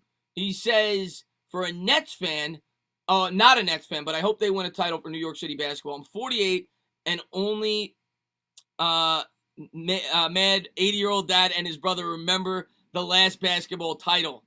Well, yeah, I play with Nets fans. I don't have any hate towards the Nets. I mean, first off, the Knicks aren't good enough to have a rival. Let's be real. In the last, 15, 20 years. But when the Knicks were good, when I was growing up as a kid, the teams that I hated were the Heat, the Pacers, the Bulls. I don't really have a ton of hate for the Nets, and maybe that'll develop when the Knicks get better as they start to get that inner-city rivalry. But I don't really have a lot of hate for the Nets. I wouldn't be upset if they win a championship. Matter of fact, I'll be pulling for them if they play the Lakers. I'll absolutely be pulling for the Nets if they play the Lakers. I don't really have much hate for the Nets. I will probably be pulling for them if they play the Lakers, and that's probably who they're going to play. DJ Smooth, I'm not a huge fan of Durant, though, what he had to say. DJ Smooth, thank you very much, man. What do you think we should do with the scheme for his passing game coordinator? Yeah, I think we need to add a passing game coordinator. I think that in terms of the scheme, the scheme is what it is. That's not going to change. Like, if J.C. Garrett is still here, they're still going to run J.C. Garrett's scheme. Maybe they add some wrinkles to it, but they're still going to run his scheme. If he's here, he's calling the plays. It's going to be his scheme. Maybe you bring in a passing game coordinator to try to open things up a bit. I think just improving and adding better personnel is going to help Garrett, and it's going to help the scheme. I think a lot of people don't take into account with Barkley out. I think it changed the whole dynamic of the offense this year. So hopefully with a healthy Barkley, adding a premium wide receiver, the offensive line maturing and getting better, you'll see more production out of this offense. But if Garrett's back, I think it'll be the same scheme. Maybe with a passing game coordinator, he'll add a little bit more to the offense, but I think it'll be the same basic scheme. Zahai, man, thank you very much, man. Did you see Bad Dog's video on Pitts? Imagine if we keep Ingram, Slayton on the outside, Shepard in the slot, Barkley in the backfield. Woo! Our offense would be a nightmare. I smell RPO and 2 tight end sets all Sunday long. I did see his video, and I actually brought that up. I don't think I brought it up in a video. I brought it up in a live stream where it would be like the New England Patriots, where they had the 2 tight ends with Gronk and Hernandez, like a month ago when people were talking about Pitts. But it's possible. They could do it. I know Giants fans would be going crazy if they added Pitts and they added a guy like Allen Robinson in free agency. You'd have weapons all over the place. I don't think they're going to go that route, but they could. They definitely could. And Pitts could be this, the guy that replaces Evan Ingram when they move on from Evan Ingram the following year, and you have a 2 tight end set this year. It's possible. Pitts may very well be the best option when the New York Giants are drafting if they're looking for a playmaker at 11. Don't know if they take him, but he very well could be the best option. We'll see. They also could trade Evan Ingram. We'll see, but it would definitely be, you've seen it before with the New England Patriots. They made it work. The Knicks game is very close. Yeah, I got it right here. Knicks down 3 with 39 seconds is what I see. Walker, what's going on, man? He says, any chance we get Chase in the second round? No. Jamar Chase? No. No. We're not getting him in the, we're not getting him in at 11 more than likely. Definitely not in the second round. But you could pray. That might help a little bit, but no chance. No chance. Let's see what we got here. Ingram is an enigma. He doesn't catch balls consistently. Listen, Evan Ingram is the most frustrating player on the planet. He's the most frustrating player on the planet because you see the talent the guy's got. 23 seconds to go. Cleveland's up 3 is what I see right now. But he's got the most talent on the planet, but he can't put it all together. He has crucial drops. No. Let's see what we got here. Nick's about to lose back to reality. Yeah, 5 in a row. I'm sold on Waddle. He's a great route runner, and that combined with his speed makes him dynamic. Plus, he commands so much attention. This might not be the right comp, but he's like the Saquon of wide receivers. I've heard people actually compare him to Tyreek Hill, and I mean that's high praise. But I've heard people compare him to Tyreek Hill. I don't know if he's that good, but I've heard that comparison. DJ Smooth, thank you very much, man. He says, you trust Garrett with weapons, the best OC scheme up players. I don't think, if he's back, we have no choice but to trust him. Here's what I'll say, DJ Smooth. I am going to, if Garrett's back, just like Jones, I'm going to give him another year. Just like we say with Jones, he didn't have the weapons to get it done. It was the same thing with Garrett. If they're going to bring Garrett back, I'm going to trust Joe Judge. That's Joe Judge's decision. He's bringing Garrett back. If he thinks they could get the offense to click year 2 with Daniel Jones. That's what I'm going to say. One thing I'll say about Garrett in the past, when he had talent on his roster, he orchestrated a pretty good offense. And maybe he needs that kind of talent. That doesn't mean he's a great OC, but he's what we got if we decide to stick with him. And I could see the Giants definitely sticking with him based on some of the things that Dave Gettleman has said. What's going on there? Stephen Lilly says, hiya, bud. First, do you think it's scary to draft someone who opted out no games for a year? And can you give your picks for the weekend games? Thanks, bud. Steven, absolutely, man.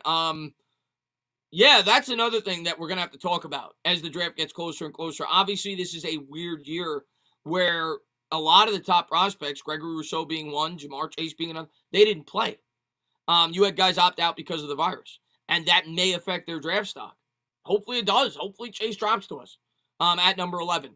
I doubt it. But, yeah, I think you're going to have to go back and look at old game film in 2019, and maybe the Giants will have an advantage there in comparison to a lot of other teams because they still have a lot of younger coaches who were just coaching in college just a year ago who coached and recruited against some of these players. So maybe they'll have a slight advantage in some capacity with that. As far as my picks for the week's games, yeah, I'm going to go chalk with the Kansas City game. I do think the Browns could keep it competitive. I do think they match up pretty well. It's like the type of team that you need to beat Kansas City. I just don't think they have the quarterback to do it, but I do think they'll be able to run the ball pretty effectively and keep Mahomes off the field to a certain extent. But in the end, I think KC wins between 7 and 10 points. I think the Ravens are actually going to upset the Bills. I know the Bills are a slight favorite, and a lot of people are super high on the Bills. I'm going to go with the Ravens. And I love Josh Allen. I just think Josh Allen's going to make 1 or 2 crucial mistakes. As much as I love him, as good of a quarterback as he is, the talent that he has, every time I watch the guy play, he makes 1 or 2 really stupid mistakes. And going up against a defense like Baltimore, I think they're going to pick on him. I think they're going to take advantage of it. But if Buffalo could stop the Baltimore run game, they're going to win. So I could see that game going either way. I'm going to go with Harbaugh. He's got experience, a Super Bowl winning head coach. I'm going to go with the Ravens in that game by about 3 points. I'm going to take the Bucs over the Saints. The Bucs are actually getting 2.5 or 3 points. I just have a feeling Brady's going to win. The Bucs are hot right now. They're going into New Orleans. In a normal year with a crowd, that's a huge advantage. But without the crowd, it's not much. So I like the Bucs in that game. I like the Bucs in that game to win by about a field goal. I think that's going to be a great game as well. And then what's the other game I'm forgetting? The Packers. Packers, I think, are going to win. I think the Rams maybe keep it within a touchdown, but I think the Packers are going to win. I like the Packers in that game, and I like Aaron Rodgers, so maybe I'm a little biased there, but I think Aaron Rodgers is going to get him to an NFC title game. Ash Money, what's going on, man? After the Lions pick, I don't see a team taking a receiver until us. Let me take a quick look at the draft board. Carolina's not taking a receiver. Denver's not taking – yeah, I agree with you. I agree with you. If only one wide receiver is taken by pick 8 when Carolina's up, unless somebody jumps us, I'm with you. Because you look at Denver, they've got a ton of wide receivers. They just took Judy in the first round last year. They got KJ Hamler, and they've got, what's his name, Cortland Sutton. They've got good wide receivers. Carolina may lose one of their wide receivers, but they still got really good weapons after they added Robbie Anderson last year, DJ Moore. I don't think they would take a wide receiver. They could take a tight end, but I don't think they'd take a wide receiver. And Dallas definitely wouldn't take a wide receiver. So I agree with you. If only one wide receiver is off the board after pick 7, I think 2 of them are going to get to us out of the top 3. I'm with you on that, Ash Money. I'm completely with you on that. Let's see. Nick DeWick, what's going on, man? Trade Mitchell Robinson. So overrated. How did Mitch do tonight? Yeah, he didn't do well. I still like Mitchell Robinson. He's not gonna be a superstar, but I still like Mitchell Robinson. Good hustle player. But I don't think you get much for him either. Nick's got to continue to build the youth, man. Ash Money says, and I don't think Detroit takes a receiver. Detroit has so many needs on that team, man. I could see them taking a quarterback. If they trade Stafford, they're probably taking a quarterback. That's probably what I'm going to have them mocked if they trade Stafford, which there's rumors they could. Obviously, they took Okuda this year. They could try to bolster up that defense a little bit more. Their offensive line isn't very good. They could go a variety of ways. They could go offensive line. They could go wide receiver. They could go quarterback. I don't know. I could see them. I could see them going wide receiver, especially if they lose Golladay. But it's definitely not like a lock. DJ Smooth, thank you very much, man. Thoughts on Arthur Smith? I like Arthur Smith. I didn't want to. And a lot of people said I look like Arthur Smith on Twitter. I don't want to see Arthur Smith. I didn't want to see Arthur Smith rather go to the Eagles. I like Arthur Smith. I think he did a really good job there with Tennessee. I think that's a good hire by Atlanta. I like him actually. I like him a lot. When I saw that he was on the interview list for the Eagles, I was not excited about it. So I'm glad he ended up with the Atlanta Falcons. But I think it's a good hire. Tudo, what's going on, man? He says, I go wherever you go, Tana. I'm all in with you. For that reason, we say, forget about it. Tudo, I'll see you tomorrow, man. Hopefully for the play-by-plays, man. Tudo's the man. Thank you for all the support, buddy, all the way from Italy.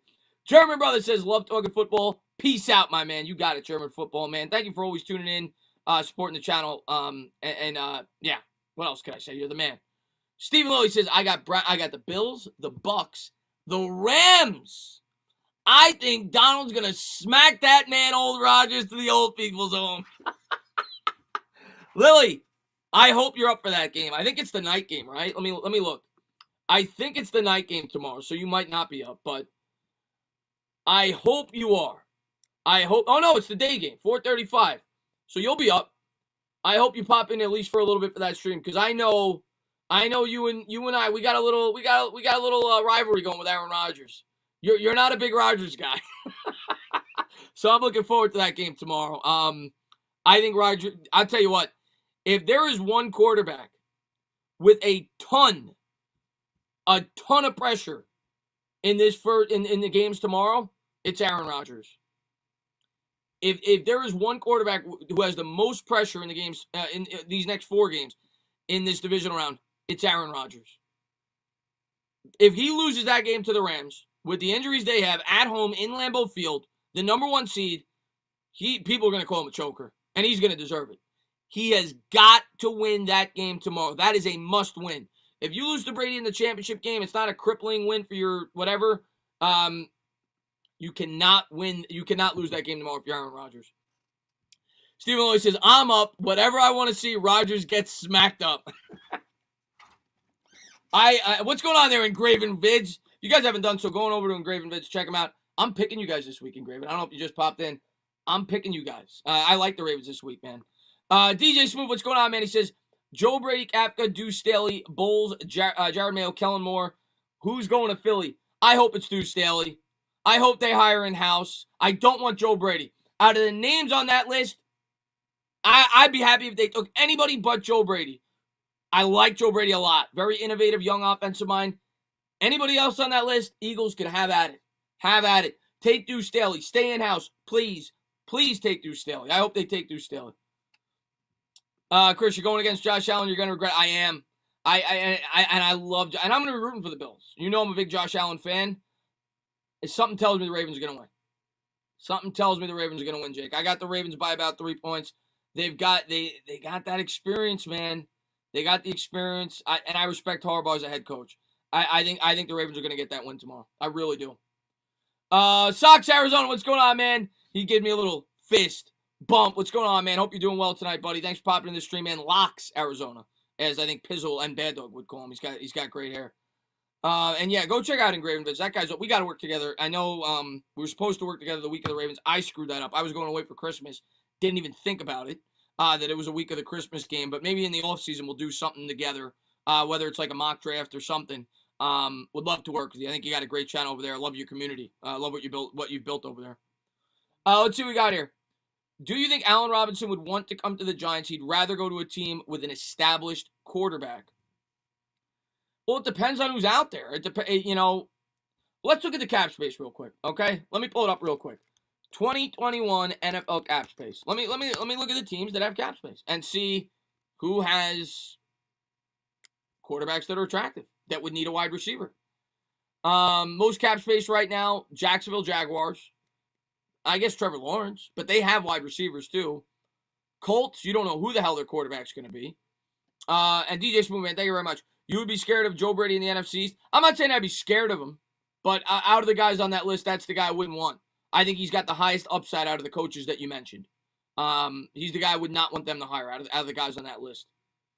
New England Patriots, they don't have a quarterback right now. Cincinnati, maybe they go out there and sign with Joe Burrow. That could make sense.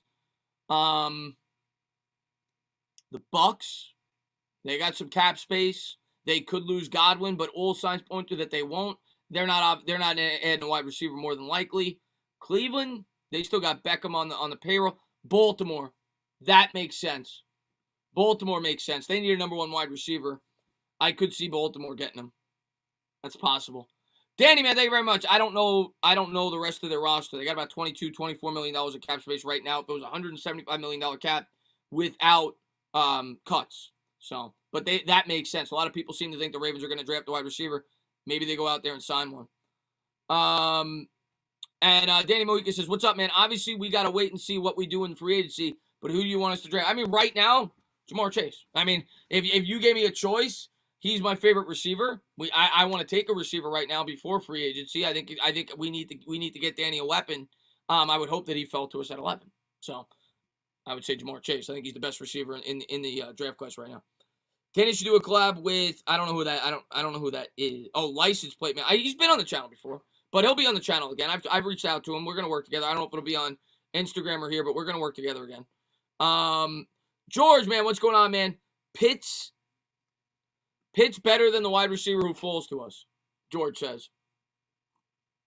What's going on, Johnny Kelly, man? Thanks for popping in the stream. I'm going to say no. I think if Waddle's there, I think I'd rather have Waddle than Pitts. That's just my personal opinion. If all three receivers were gone, I would say he's probably the best weapon. But I'm actually going to say no. Zahai, man, thank you very much, man. 100,000 followers for 2021, Chris. Goals. You better keep up with my super chats, bro. I'm not going to set that lofty of a goal. I'll say this. By this time next year, I'd like to be at about 50K. 50K. Because I don't do like the Lakers, the not just Lakers, but the Lakers are the most popular. You see a lot of YouTubers do it, not just bad. There are a lot of people do it. I'm building it slowly and surely. I don't like to set crazy goals. I like to build my community the way it is. I appreciate each and every one of you guys. 100K. Beardo's going to get to 100K by next year, not me. I'm going to be in that 50K range. If I'm at 50K by this time next year, I'll be very happy. Very happy. Tyler, man, thank you very much, man. Congrats on your job being the next head coach for Atlanta. Everybody is bugging me on on Twitter about that. They say I look like Arthur Smith. Hey, I'm happy, man. I'm happy I got the job, man. Hopefully I get the money that he gets. It's well deserved, Chris. I appreciate that. Giants girl in Florida. What's going on there, LA Sports? Thanks for popping the stream, man. 50K. That's the goal this time next year. Arthur says people forget about Chase last year. He was the wide receiver one in the class. I have concerns about Smith's weight. He's going to get crushed with his frame. Yeah, Chase, to me, Jamar Chase is far and away the best wide receiver in this class. Far and away. Stephen always says, damn, 100K. I remember you getting just 100. Steven, yeah. Steven's been with me since the beginning, all the way from across the pond. He's been probably when I had about 100 subs. So hopefully you're here if I hit 100K. We're not even at 33K yet. We're almost there. But, Steve, man, thank you so much, man, for all the support. You've been with me since damn near the beginning, man. Entertainer would be a GOAT GM for any team. I don't know about that. You guys like me now. If I became a GM, you guys would probably hate me. Because you guys be crying about certain things. Fan base, I'd be like, guys, I'm going to do my job. I'm not listening to you guys. You guys would hate me. But I have fun talking about it with you guys. Let's see what we got here. What's going on there, Ray West, man? Thanks for popping the stream. What's going on, Andy Garcia? Love Andy Garcia. Glad to see him pop in, man.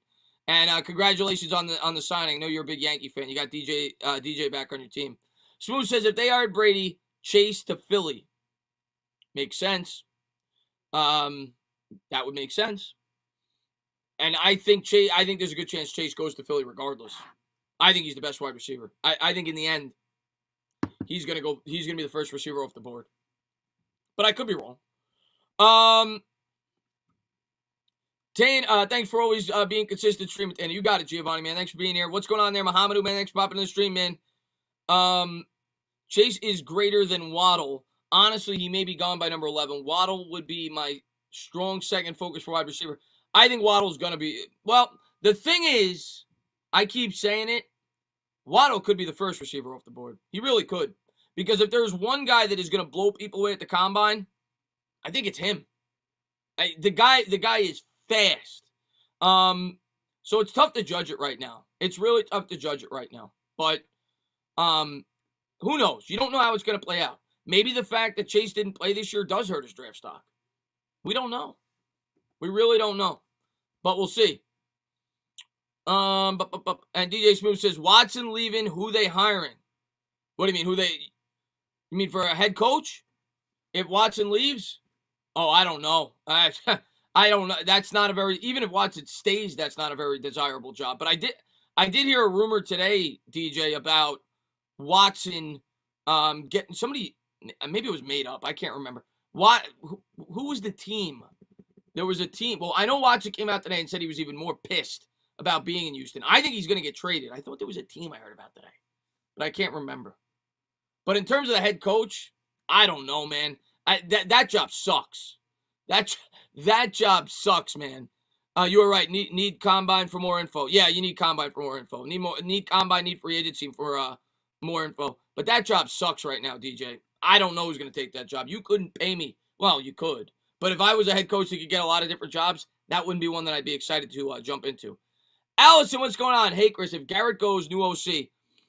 Yeah, I mean, if it's in-house, I think it's Kitchens. But the one guy that I've heard from other people and that I think makes a lot of sense is, I say the guy's name all the time. I don't know why it's escaping me right now because now I'm like dead set that Garrett's going to stay.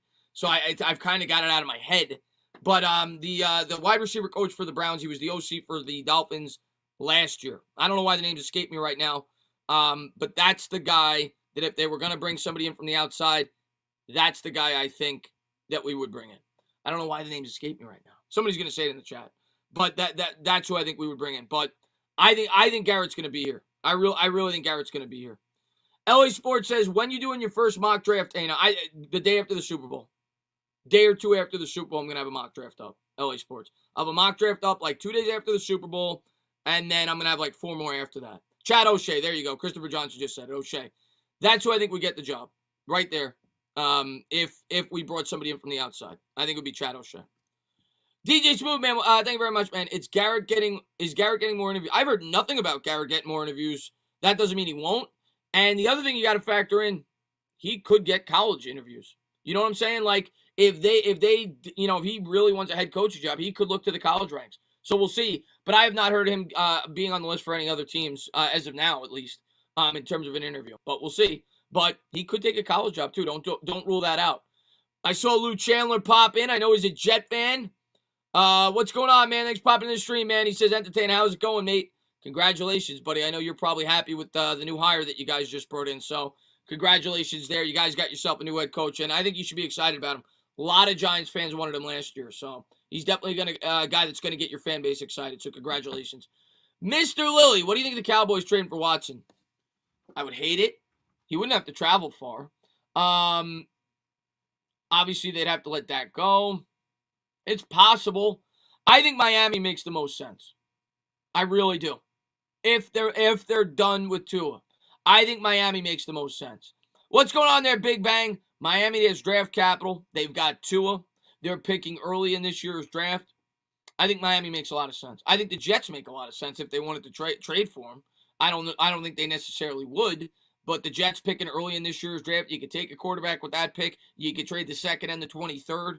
I think both those teams make sense. There's probably I'm trying to think of some other teams, but those are the two teams that I think make a lot of sense. My buddy works for the Jets, and he said Bieniemy had a horrible interview. No plan, couldn't identify strengths, weaknesses of players. Very sarcastic answers, bad hire.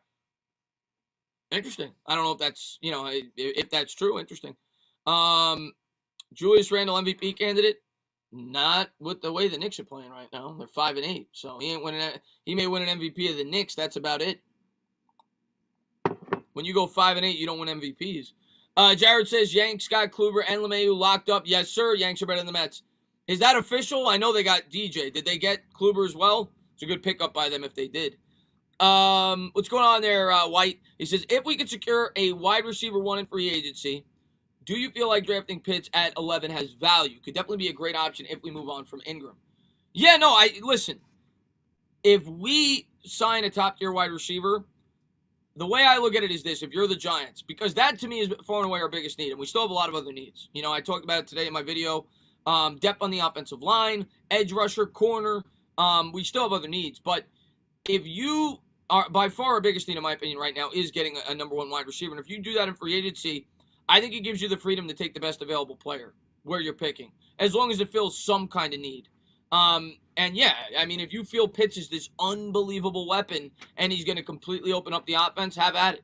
You just got to make sure then you pay heavy attention to the defense the rest of that draft, and you get some depth for the offensive line.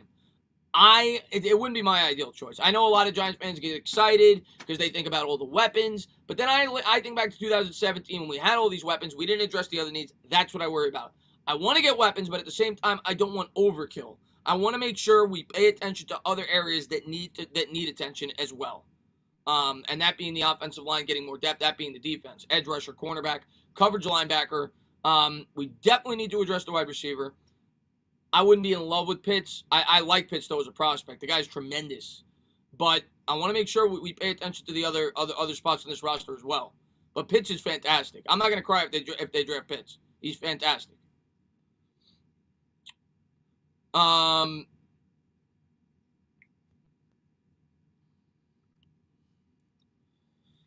You think the Mets are going to sign a center fielder, let Nimmo start again? I hope so, man. I mean, obviously, George Springer. Now I'm hearing rumors that they're kind of lukewarm on George Springer. I would love to bring him in. I think in the end they'll sign some kind of center fielder. I don't know if it's going to be a huge name like George Springer. But yes, in the end, I think we'll bring in some kind of center fielder. Yes, Ray. No, you're a big Mets fan. What first-round tight end has ever panned out? Well, Kittle was obviously a 5th rounder.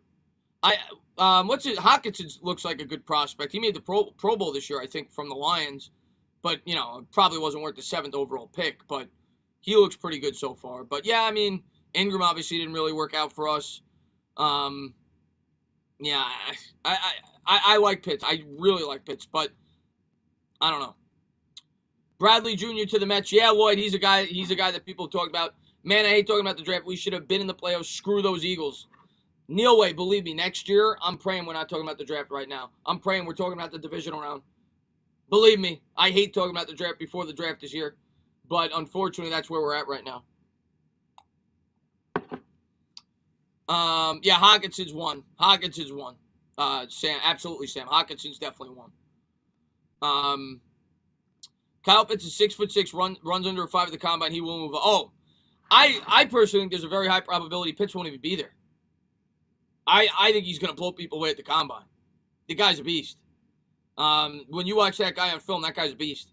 I could definitely see somebody taking him in the top 10. But, yeah, if he's there at 11, he's a guy you want to keep your eye on. He's definitely a possibility. I would say he's one of the 3 or 4 most likely players we could draft right now at 11. Before I know what we do in free agency. I would say he's one of the 3 or 4 most likely players we could draft right now. If you ask me right now today, I would say Jalen Waddle. I would say Pitts. I would say maybe a cornerback, maybe Surtain, maybe Farley, Fairley, whatever. Caleb Fairley. I could see them doing that or taking one of those playmakers. If you ask me right now today.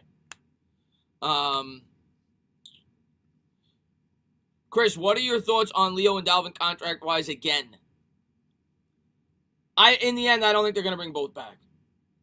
I really don't think they're going to bring both back. I think Leo's going to cost you 17 or 18. I think Tomlinson will cost you about 10 or 11. I think they'll have to pick one. I think one will be back. I don't think both will be back. DJ Smooth says, Chris, we 6-10 next season. What happened? Clean house? We'd be 6-11 because it's a 7. I think it's finalized. I'm not 100% sure. I think it's going to be a 17-game schedule. And yeah, if we're 7-10 or 6-11, I don't know if clean house, like by house, you would mean get rid of everybody. That means Joe Judge. That means everybody. So I don't know if clean house, but if we win 6 games next year, Gettleman's gone. I'm telling you right now, Gettleman's gone. And if we win 6 games, I think it's circumstantial. It depends. Like, if Jones plays really well, like, let's say Jones does what, and I'm not saying he's going to do this because Watson's fantastic, but let's say he has a Deshaun Watson like here this year with Houston, and we win 6 games, or we win 7 games, go 7-10, I think Jones is back. I don't think Judge is fired under any circumstances, but Gettleman's definitely gone. After next year if they win 6 games. And I would say Jones, if he's bad, is probably gone as well. But if he plays well, they'd probably give him another year. But Gettleman, I think is absolutely gone if they win 6 games. Sign him. Big Cat Tomlinson, that's the best thing we have going, Sean says. Is that definitive, Ricardo? I heard that they were working on getting the combine going.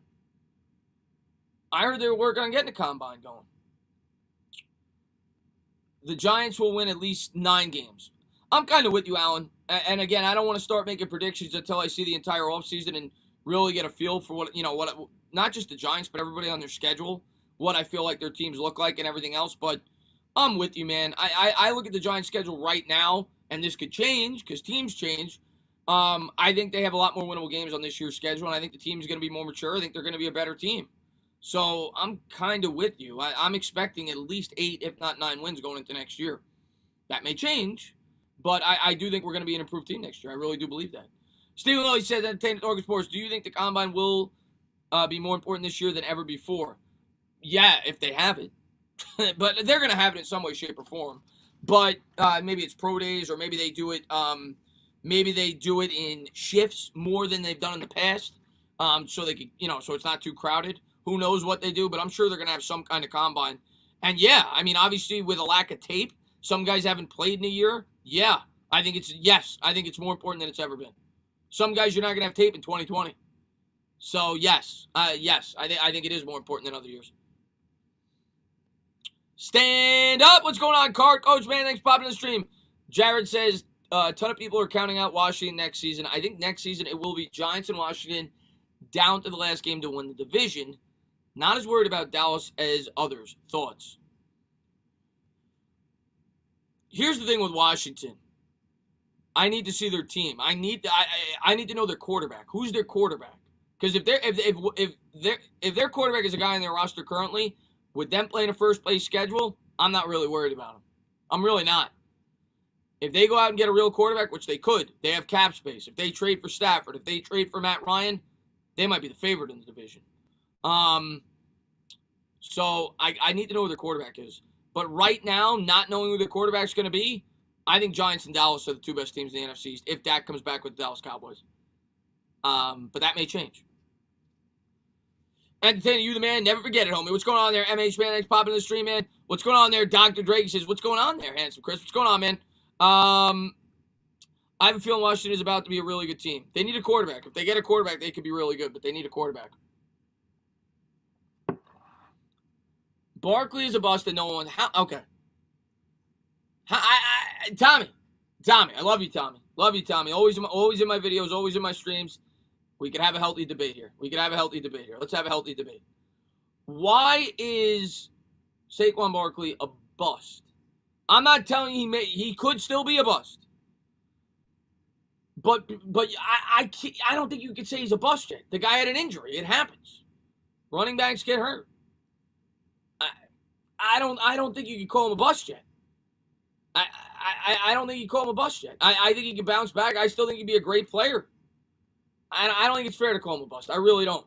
DJ Smooth, thank you very much, man. Joe Brady with Carson Wentz, a threat. If Carson Wentz could get his head out of his ass. I mean, right now, I think Carson Wentz it's mental. I think it's mental right now with Carson Wentz. I think it's mental right now with Carson Wentz. I think he's got the talent. Joe Brady, obviously a really good offensive mind. It could be a really good fit, but he's got to get his head out of his ass. But I do think, by the way, Smooth, I do think Carson Wentz is going to be the guy next year for them. I think they're moving forward with Carson.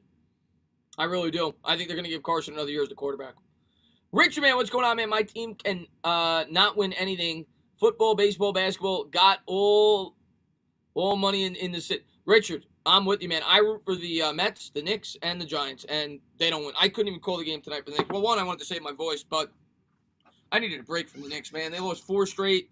I had a feeling they were going to lose again tonight. They're slumping, and yeah, I wanted to talk Giants. I wanted to get a break from the Knicks tonight. I'll be back with the Knicks, probably not the Sunday game, but because I'm going to be calling the football games this weekend. But the game after that, I'll be back with the Knicks. But right now, they're just not playing well. But if you're a Mets fan, which I'm assuming you are based on that message, maybe I'm wrong, and I know there's a lot of Yankee fans in here. I think the Mets are going to be a good baseball team next year. I think the Mets are going to be very good. I think they're going to be a playoff team. And if you make the playoffs, anything could happen, Richard. And I think the Giants are trending up.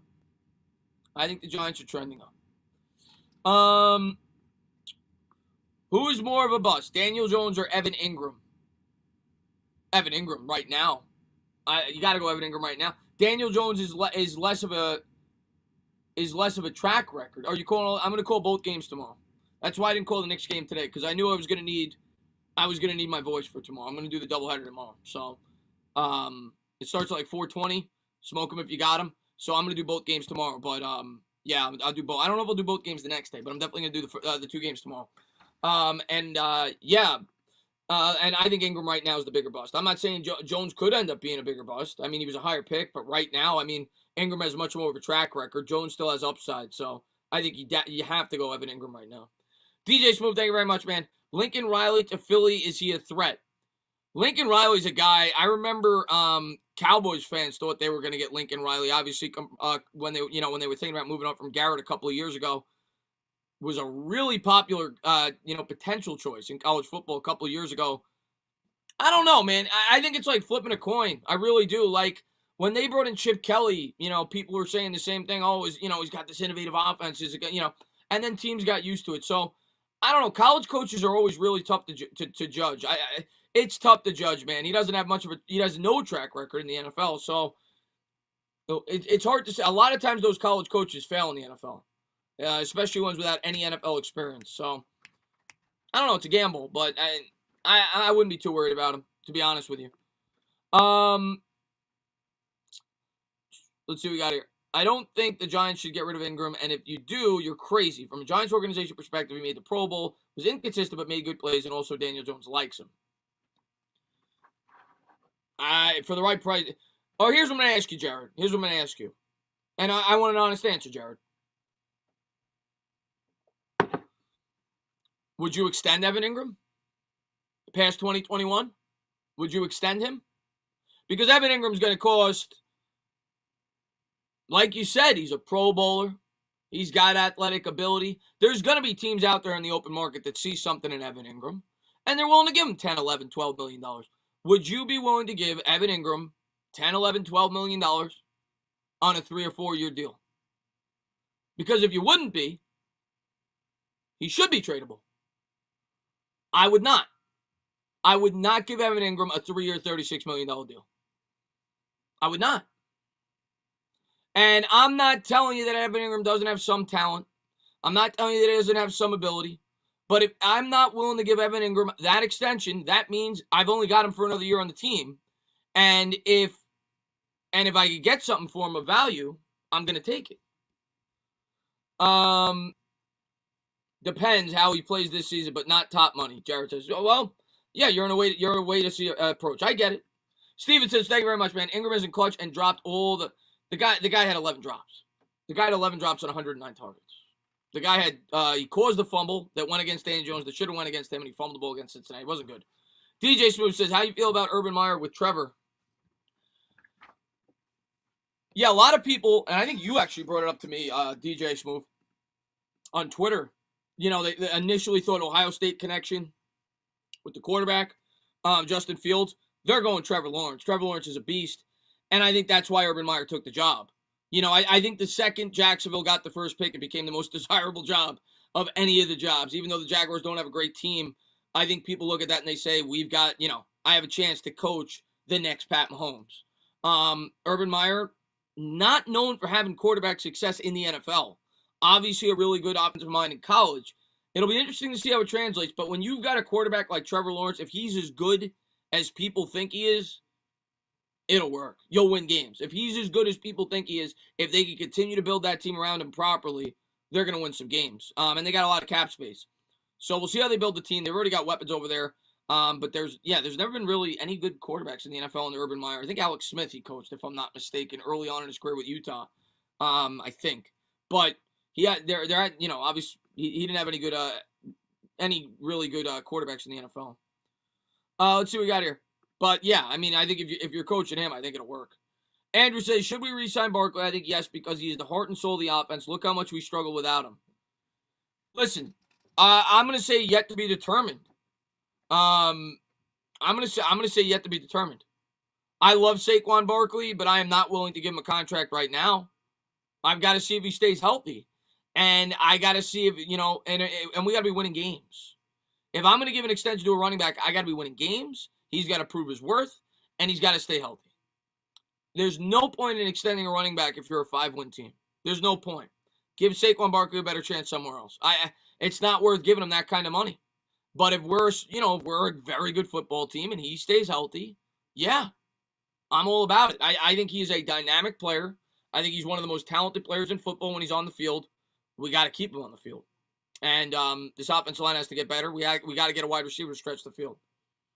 Hey, Chris, I didn't want Peterson fired, but if they fired him, they should have fired Roseman as well. I'm in complete agreement with you.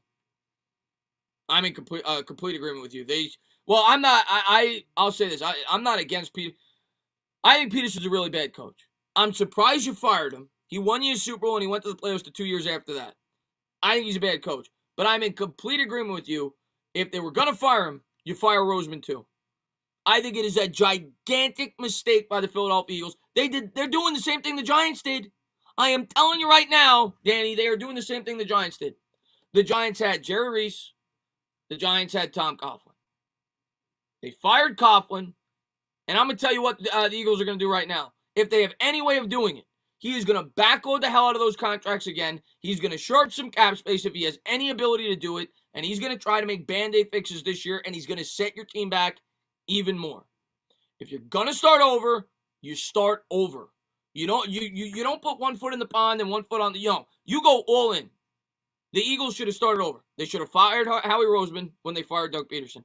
It's a big mistake. And I'm happy. I'm singing in the rain. I'm as happy as a pig in shit that your Eagles are screwing up, because you are. And DJ Smoothman, thank you very much. He says, as Giants fans, do you think the next Eagles coach matters? Of course. Of course the next Eagles coach matters. You hope that they botch it up, but I think the Eagles are going to be in big trouble no matter what they do. I think the Eagles are in big trouble no matter what they do, regardless who the coach is. I think they're in rebuild mode. I think they're headed down the wrong path here for the next 2 or 3 years. I think it's a really bad job for a head coach to take. I really believe that. Kept Gettleman and fired Shermer. Tommy B says, shouldn't have done that either. I was for firing Gettleman when they fired Shermer. Different scenario, though. Tommy, much different scenario. Giants were in the middle of a rebuild. So it is a completely different scenario, but I agree with you. I would have wanted them on the same timeline. But Gettleman was in the middle of a rebuild. He had cap flexibility. He had just blown the team up. You're talking about a guy that's trying to save his job. Gettleman, when he was brought back, they said, we realize where we're at. We're rebuilding the team. We're not going to try to make Band-Aid fixes to try to keep this team afloat. No, keep clearing that cap space. Keep getting younger.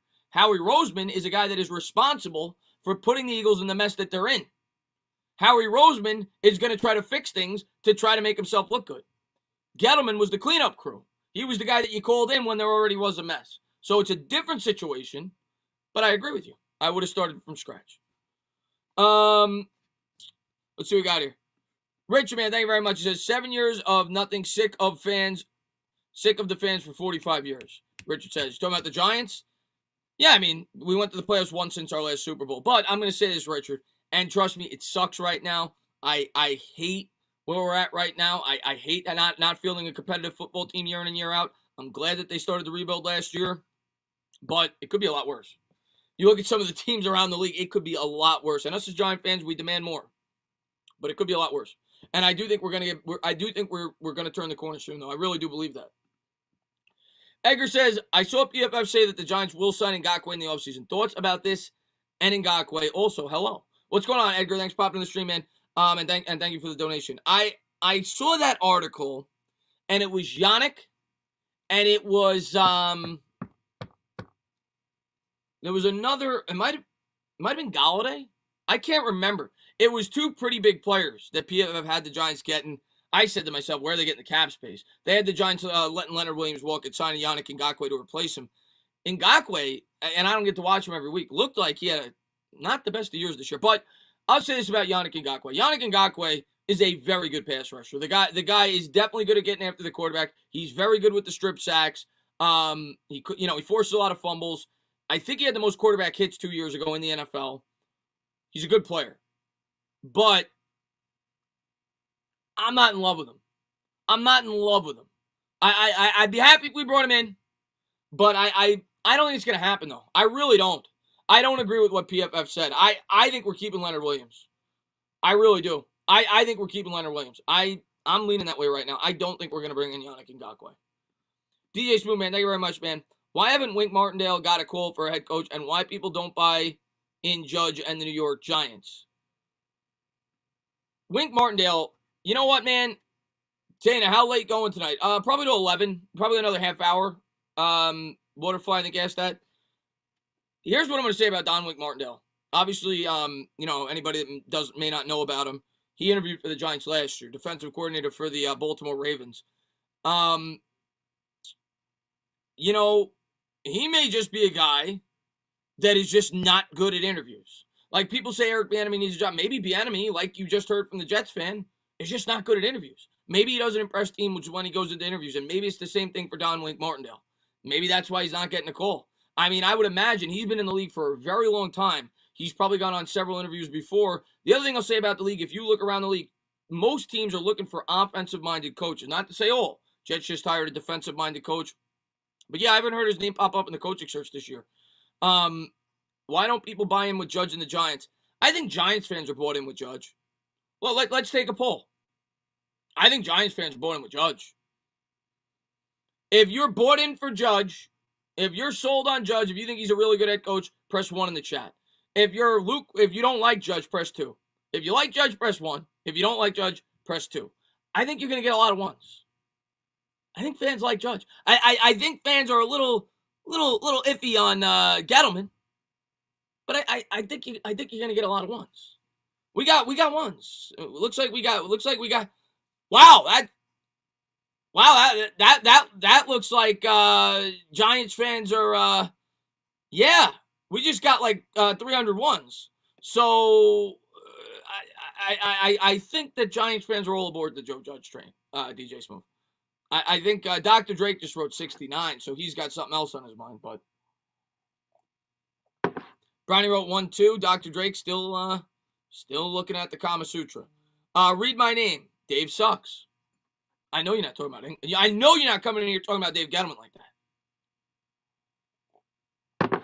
We agree with something, Albert says. Yeah, that's right, man. What in the cup? Cold coffee. It's actually, it's pretty good. It's called cold coffee. It's when you do live streams and you forget that you got coffee on the table and you take a sip every 30 minutes, and by the time you get to it, it's iced coffee. I didn't intentionally make it iced coffee, but at this point, it might as well be. DJ Smooth meant other fan bases. Well, I think it's because one, the record. They see an unproven coach come in here who wins 6 games. Nobody's going to be overly impressed with him. 2, the resume. The guy's never been a coordinator, never been a head coach. He's unproven. And they don't follow him like we do. So I think that has a lot to do with it. Not to mention the New York media goes out of their way to bash him. Thomas says, oh, God. See, this you might get mixed results. But I'm curious to see this poll. Let's try it. Thomas just said, Chris, do a Getty 1 versus 2. And Stephen Lee with the $2 donation, he says ketchup. I know you can make fun of me. I know, you son of a bitch. But let's do it real quick. If you like Gettleman, if you believe in Gettleman, give me a 1. If you want Gettleman the hell out of here, give me a 2. 1 or a 2. Let's see what we get. I'm curious. Let's see. We got a lot of 1s for... Wow, we got 1. We got some 2s. We got mainly 1s. What's going on there, diehard Giants fan, man? Thanks for popping in the stream, man. Mainly 1s. Dave Sucks, to no surprise, wrote 2. But we got a lot of 1s. We got a 1.5 from Subo. Subo's like, I'm not too sure. We got some 1s, though. We got some 2s. I would say that was 70% 1s. Judge was like 100% 1s. So I think we got some fans that believe in Dave. Morales says Dave is explosive diarrhea. Yeah, I know you don't like him. You comment all the time. I know you're not a big fan. Let's see what we got here. Jimmy says, entertainer, would you be okay with the Giants signing Sammy Watkins instead of Allen Robinson? Well, if you're asking me who's better, it's not close. Allen Robinson is much better than Sammy Watkins. But, if you're signing Watkins, you're doing it for a cost-effective deal. Watkins probably going to cost you $8 million. Robinson's going to probably cost you 18. But they're not comparable in terms of prospects. Watkins, of course, was a top 5 pick, but hasn't lived up to that at all. But, yeah, you take Allen Robinson in a second if you're just talking in terms of talent. Who would you replace Gettleman with?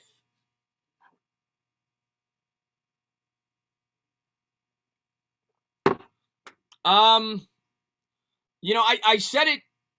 Some fans don't want to hear it because they hate him. I said, and I get it. I get why fans hate him. I said it, 3-4 weeks before the year ended. I knew he was coming back. And if they were going to replace him, they were going to replace him in-house. And if they were going to replace him, I wanted an out-of-house hire. I didn't want to bring in a guy in-house, but I thought that would be a mistake because Joe Judge, new coach, blah, blah, blah, blah, blah, right? And now you don't even have the guy. Right now, I'm going to tell you what, Frank, right now, and maybe, I don't know, maybe you're a pro Gettleman guy, maybe you hate Gettleman.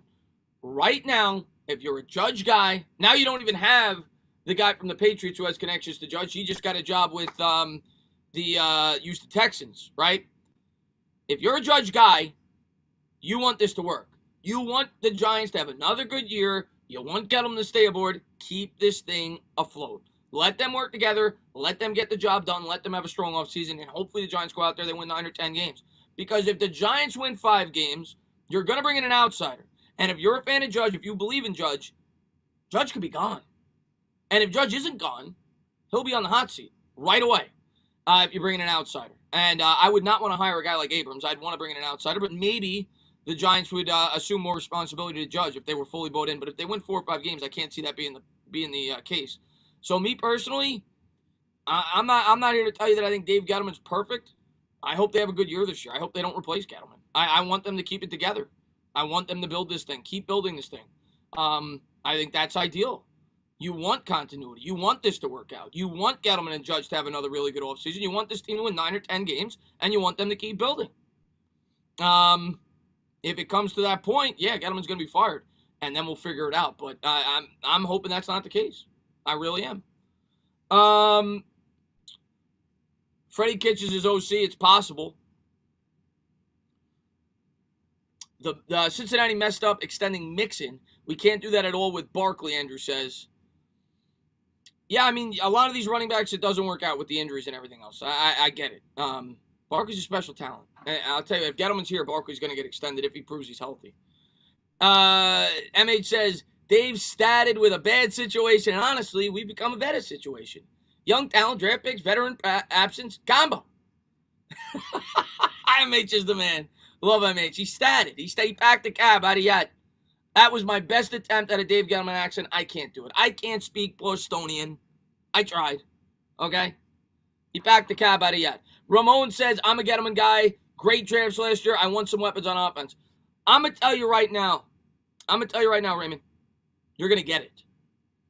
And I'm going to tell you what, if you guys, I'm going to give you guys tell you right now, and yeah, I am streaming the games tomorrow, right?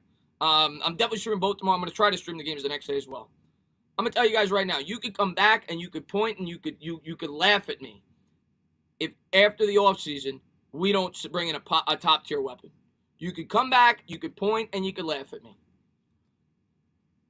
Dave Gettleman's legacy rests on Daniel Jones. A GM is going to be judged by the quarterback. He knows that. He's not stupid, even though a lot of people think he is. He knows he's got to get him help. He's going to get him help. He talked about it in the press conference. I knew it before the press conference. He's going to get him help.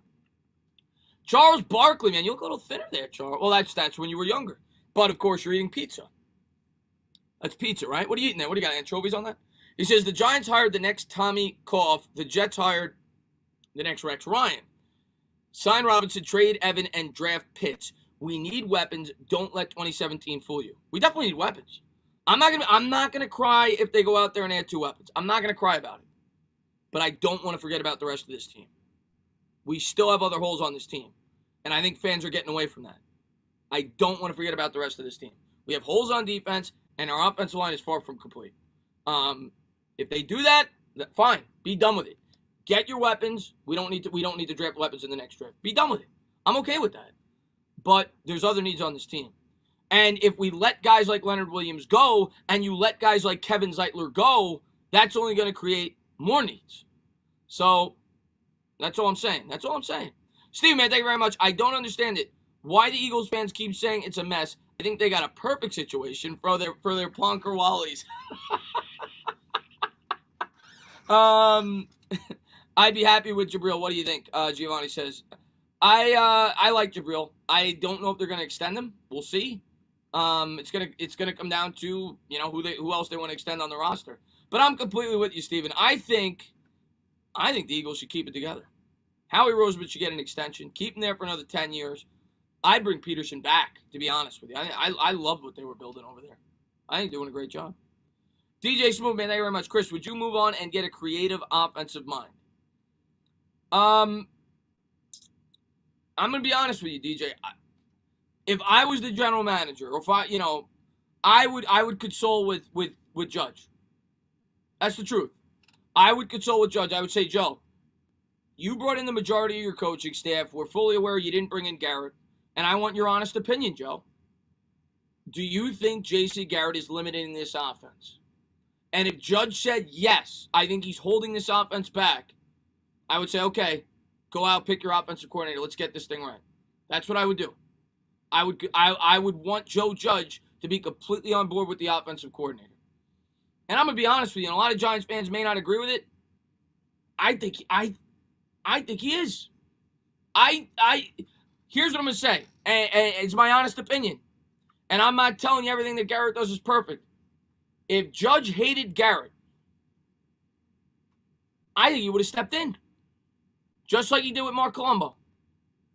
If Garrett's back, and we don't know if he's going to be, if Garrett's back, I think Judge gave it the approval. I don't think the Giants are going to force Garrett on Joe Judge. And the reason to bring Garrett back is self-explanatory. It's because you don't want to stunt the growth of your quarterback. You don't want to have him to learn a third scheme in 3 years. I'd leave it up to Judge. Chris needs to work on the Bostonian accent, TJ Harris says. Oh, man. Entertainer, I think a super underrated move would be drafting Pat Fairmouth, you're talking about the tight end from Penn State, in the second round, in addition to either a Galladay, Robinson signing, a Waddle, drafting a Waddle, Chase Smith pick in the first round. So, see, Aeon, to me, that's overkill. Me, personally, I think that's overkill. Because then basically what you're doing there, in that scenario, you're going to let one of Dalvin or Leo go. You're not going to be able to keep both if you're going to sign Allen Robinson, which I'm okay with, okay? So let's say we let Leonard Williams go. So now you lost your second best player from last year's defense. You're bringing in a wide receiver. First round, you're drafting another wide receiver. You're not addressing the defense. You've created another hole by letting Leonard Williams go. You haven't filled in the corner either. You don't have an edge rusher. And then in the second round, on top of that, you're going to draft a tight end and not address any of your offensive line depth either. And you probably cut Zeitler too to be able to free up that cap space to bring in Allen Robinson. I think that situation's overkill. There's other needs on this team. I get wanting to go heavy weapons. I think you need to address other needs on this team as well. And DJ Smooth, man, thank you very much, man. He says, Jason Garrett or Nick LaFleur for OC if you had to pick one for the Giants OC or the Jets OC. If I was starting from scratch, probably LaFleur. If I was starting from scratch, LaFleur. But I'm not. I'm not. Defense was stout and getting better. They're young for the most part. Yeah, no, I agree with that. The defense was definitely the strength of the team, but I still think there's holes in the defense. I still think there's holes in the defense. We still need to fill in some other spots on that defense. And, like I said, the offensive line. I wouldn't mind doubling up. I wouldn't mind signing a receiver, drafting one in the first. But after that, you got to focus on the other side of the ball. Morales says, Chris, you should try that Bostonian accent in South Boston, and it won't be pretty. Yeah, they'd probably kill me. They'd probably kill me. That's the dangerous part of Boston, right? The Southie, right? Yeah, they'd probably kill me. And if Patrick Stan might be an underrated pick at 11. I'd be on board with that. I know a lot of Giants fans wouldn't be. I'd be on board with that. I'd be on board with getting a cornerback, especially if we signed a wide receiver. Gates says, would you rather have Leonard Williams or Dalvin Tomlinson if we could only re-sign one? I think Leonard Williams is the better player. It comes down to what I could do with the rest of the money on my roster. You know, if by signing Leonard Williams, it limits me to bringing somebody else, I'd have to think about it. But if we're just talking player for player, I think Leonard Williams is the better player. And I love Dalvin Tomlinson. DJ Smooth says, Anthony Lynn OC for the Giants, would you like it? I mean, yeah, Anthony Lynn, I think it was, I got to do research on Lynn. Wasn't he a running back coach? Let me take a quick look at Anthony Lynn. I know people have talked about potentially bringing him in if Garrett got a job. Let me take a quick look at Anthony Lynn. I thought he was a running backs coach. I know obviously he's the former head coach of the Chargers, but I'm trying to remember what he was before that. Head coach for the Chargers for the last 4 years. He was the interim head coach and the OC in 16 for the Bills. Before that, he was the assistant head coach and running backs coach. Yeah, I knew he was a running back coach. So he was a running back coach for the Bills, assistant head coach for the Jets for 2 years, running back coach for the Jets for 5 years, and a running back coach before that with the Browns for 2, running back coach with Dallas for 2. So he's a running back coach for the most part. That's his resume with a little bit of offensive coordinator. And he was the OC with the Bills in 2016. I can't remember how they did that year. Was that the year they went 9-7 and made the playoffs with Tyrod Taylor? Can't remember how they did that year. But yeah, I mean, obviously he's a pretty good coach. He got a head coach job with the Chargers. He's a guy that you'd kick the tires on, I'm sure. Entertainer, what other player would you want besides a wide receiver? Corner or edge? I'm leaning corner if we're not. Me personally, if we're going defense, I would lean corner in the first round. That's me. I have none of the edges in this draft, and maybe that'll change as the draft gets closer. None of them blow me away. I think I'd go, if we weren't going wide receiver, if we weren't going offense, I think I'd go corner. What should we do with Wayne Train? Henry, I love the Wayne Train, man. And Mets have potential to take the NL East. I think we're going to take the NL East. I love the Wayne Train, Henry. I really do. I don't think he's going to be back. I don't think he's going to fit the budget. We'll see. Maybe the Giants just elect to bring everybody back and they don't bring in any big-time outsiders. I'd love to bring him back, but he's replaceable. You could find another guy like Wayne Train in the 3rd or 4th round at the running back position. And obviously you're getting Saquon Barkley back. And if he's going to get a solid chunk of change out on the open market, I don't think we're going to be able to bring him back. But I hope we can. I love the Wayne Train. I think he had a really good year for us. Trey Lance is probably the best quarterback in this year's class. He's got a lot of upside. I'll give you that, Marley Marl. He's got a lot of upside. I think Trevor Lawrence, from all accounts, most people would have him pegged to be the best. But you watch Trey Lance's highlights, he's got a ton of upside. I'll agree with the upside part. I wouldn't rank him number 1, but he's got a lot of upside. Waterfly says the Mets have a chance to disappoint. They disappoint me every year. Of course they have a chance to disappoint. The Mets could have the best player at every position, and they'd find a way to screw it up. Of course they have a chance to disappoint. Hopefully they don't. Let's see. Wish I hadn't drafted this arthritis, Neil says. I don't know what that means. Trey Lance at 11, what do you do? Trey Lance at 11, what do I do? I tell Trey, listen, let me, hold on one second. Here's what I would do. Trey Lance at 11, what do I do? San Francisco, you're up next. You guys need a quarterback, right? Yeah, Trey's available. So, keep your eye on him. We're not taking a quarterback. We're not taking a quarterback. So, what would I do? I'd say, oh, Trey's available. That's fine. I'm not. Does anybody want to come up to get Trey? I'd get on the phone. Does anybody? You want Trey? What do you give me? You want Trey? Come on. That's what I would do. We're not drafting a quarterback. I promise you. Stephen Lilly, man, thank you very much, man. He says, what do you think the Giants will do with the edge? I think the Giants are gonna find.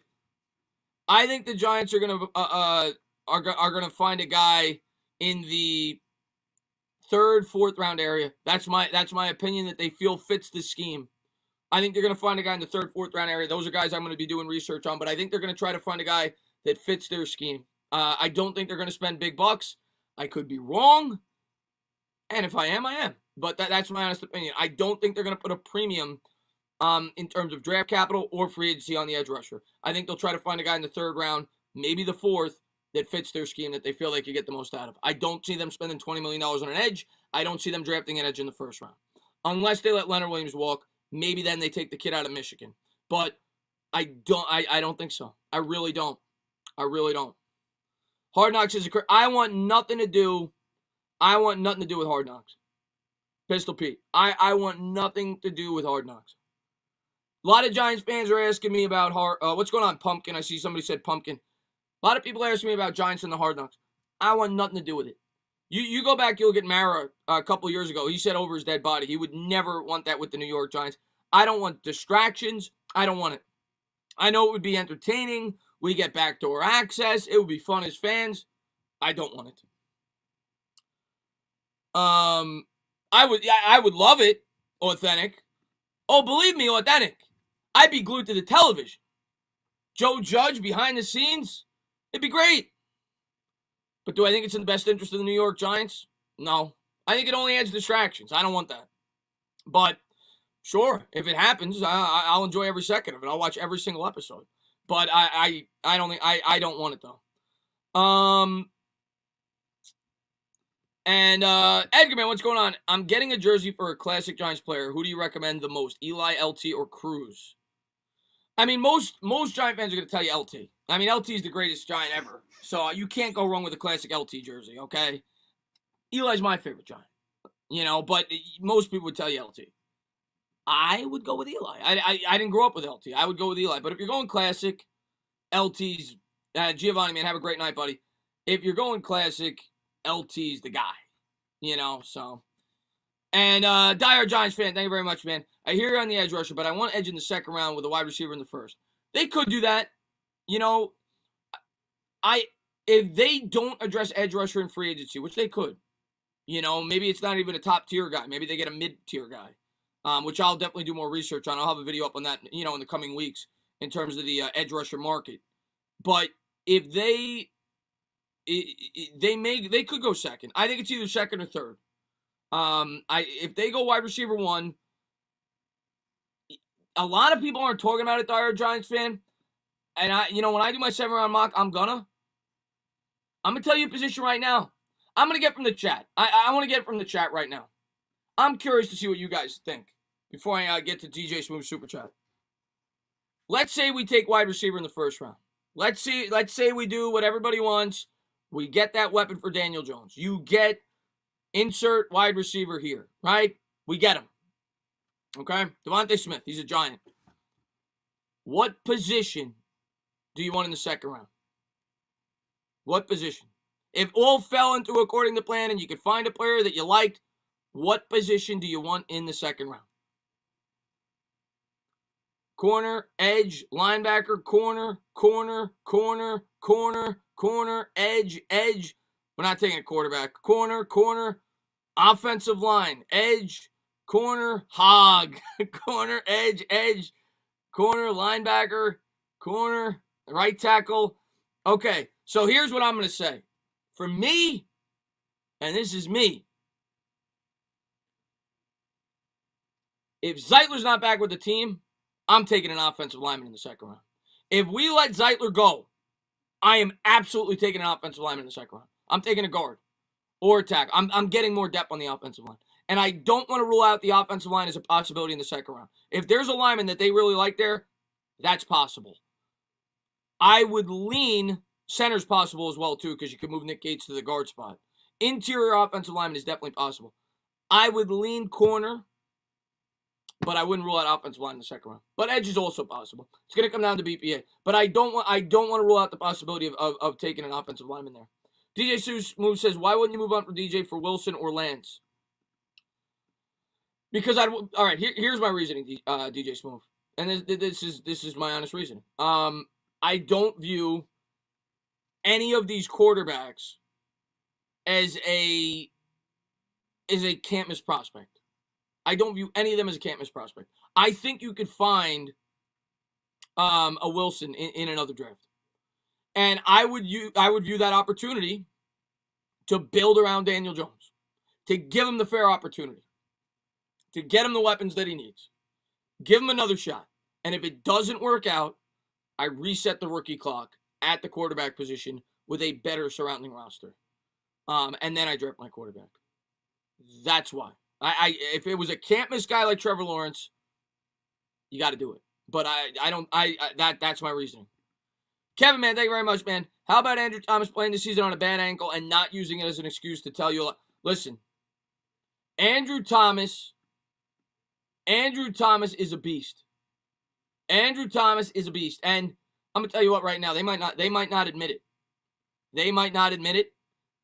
There's probably 40% of the people in this chat, maybe 50, that week 5 was calling him a bust. Week 5, week 6, 50% of the people in here were saying, oh, that's Eric Flowers. Oh, he's done. He's done. Andrew Thomas played through an injury the whole year. That guy, over the second half of the season, was a beast.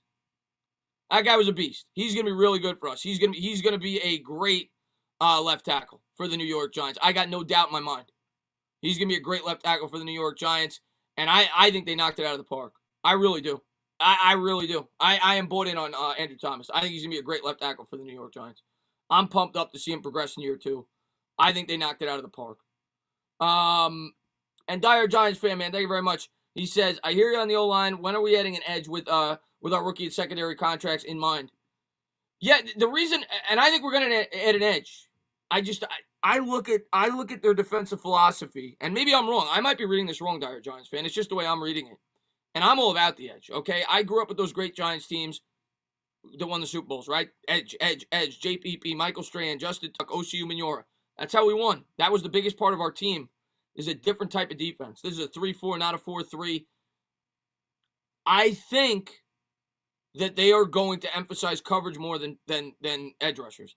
You look at New England, they never spent a premium on an edge rusher, whether it was in the draft, whether it was in free agency. Never. They let them walk. They recycled them. Baltimore does the same thing. I honestly don't think, and I could be wrong, we'll see, the New York Giants are going to put a heavy premium on an edge rusher, unless they're absolutely in love with the prospect. But maybe I'm wrong. Maybe they take one in the first round. Maybe they take one in the second round. It's definitely a need. I think they try to find a guy to fit their scheme if they don't sign one in free agency in the third round. That's where I have it. I got it right in the third round, right in that area. But they could do it in free agency. I won't rule that out. Let's see what we got here. If Bucks can't retain Shaq Barrett, is he more of a priority to you than Robinson? Justin Martinez says.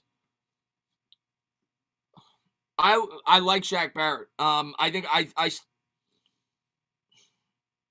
it would depend, Justin. It would depend who I thought. If I was the GM, it would depend on what I felt about the wide receiver prospects that I thought were going to be there at 11.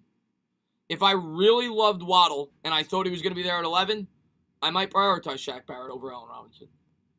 It would depend on how I felt about the prospects coming out at the position. That's my answer. Because I don't think they're going to be in love. I don't think they're going to be in love with any of the edge rusher prospects. I really don't. And Dyer Giants, man, thank you very much. So we signed players to keep this defense together. Yeah, well, the defense. I don't know what they're gonna.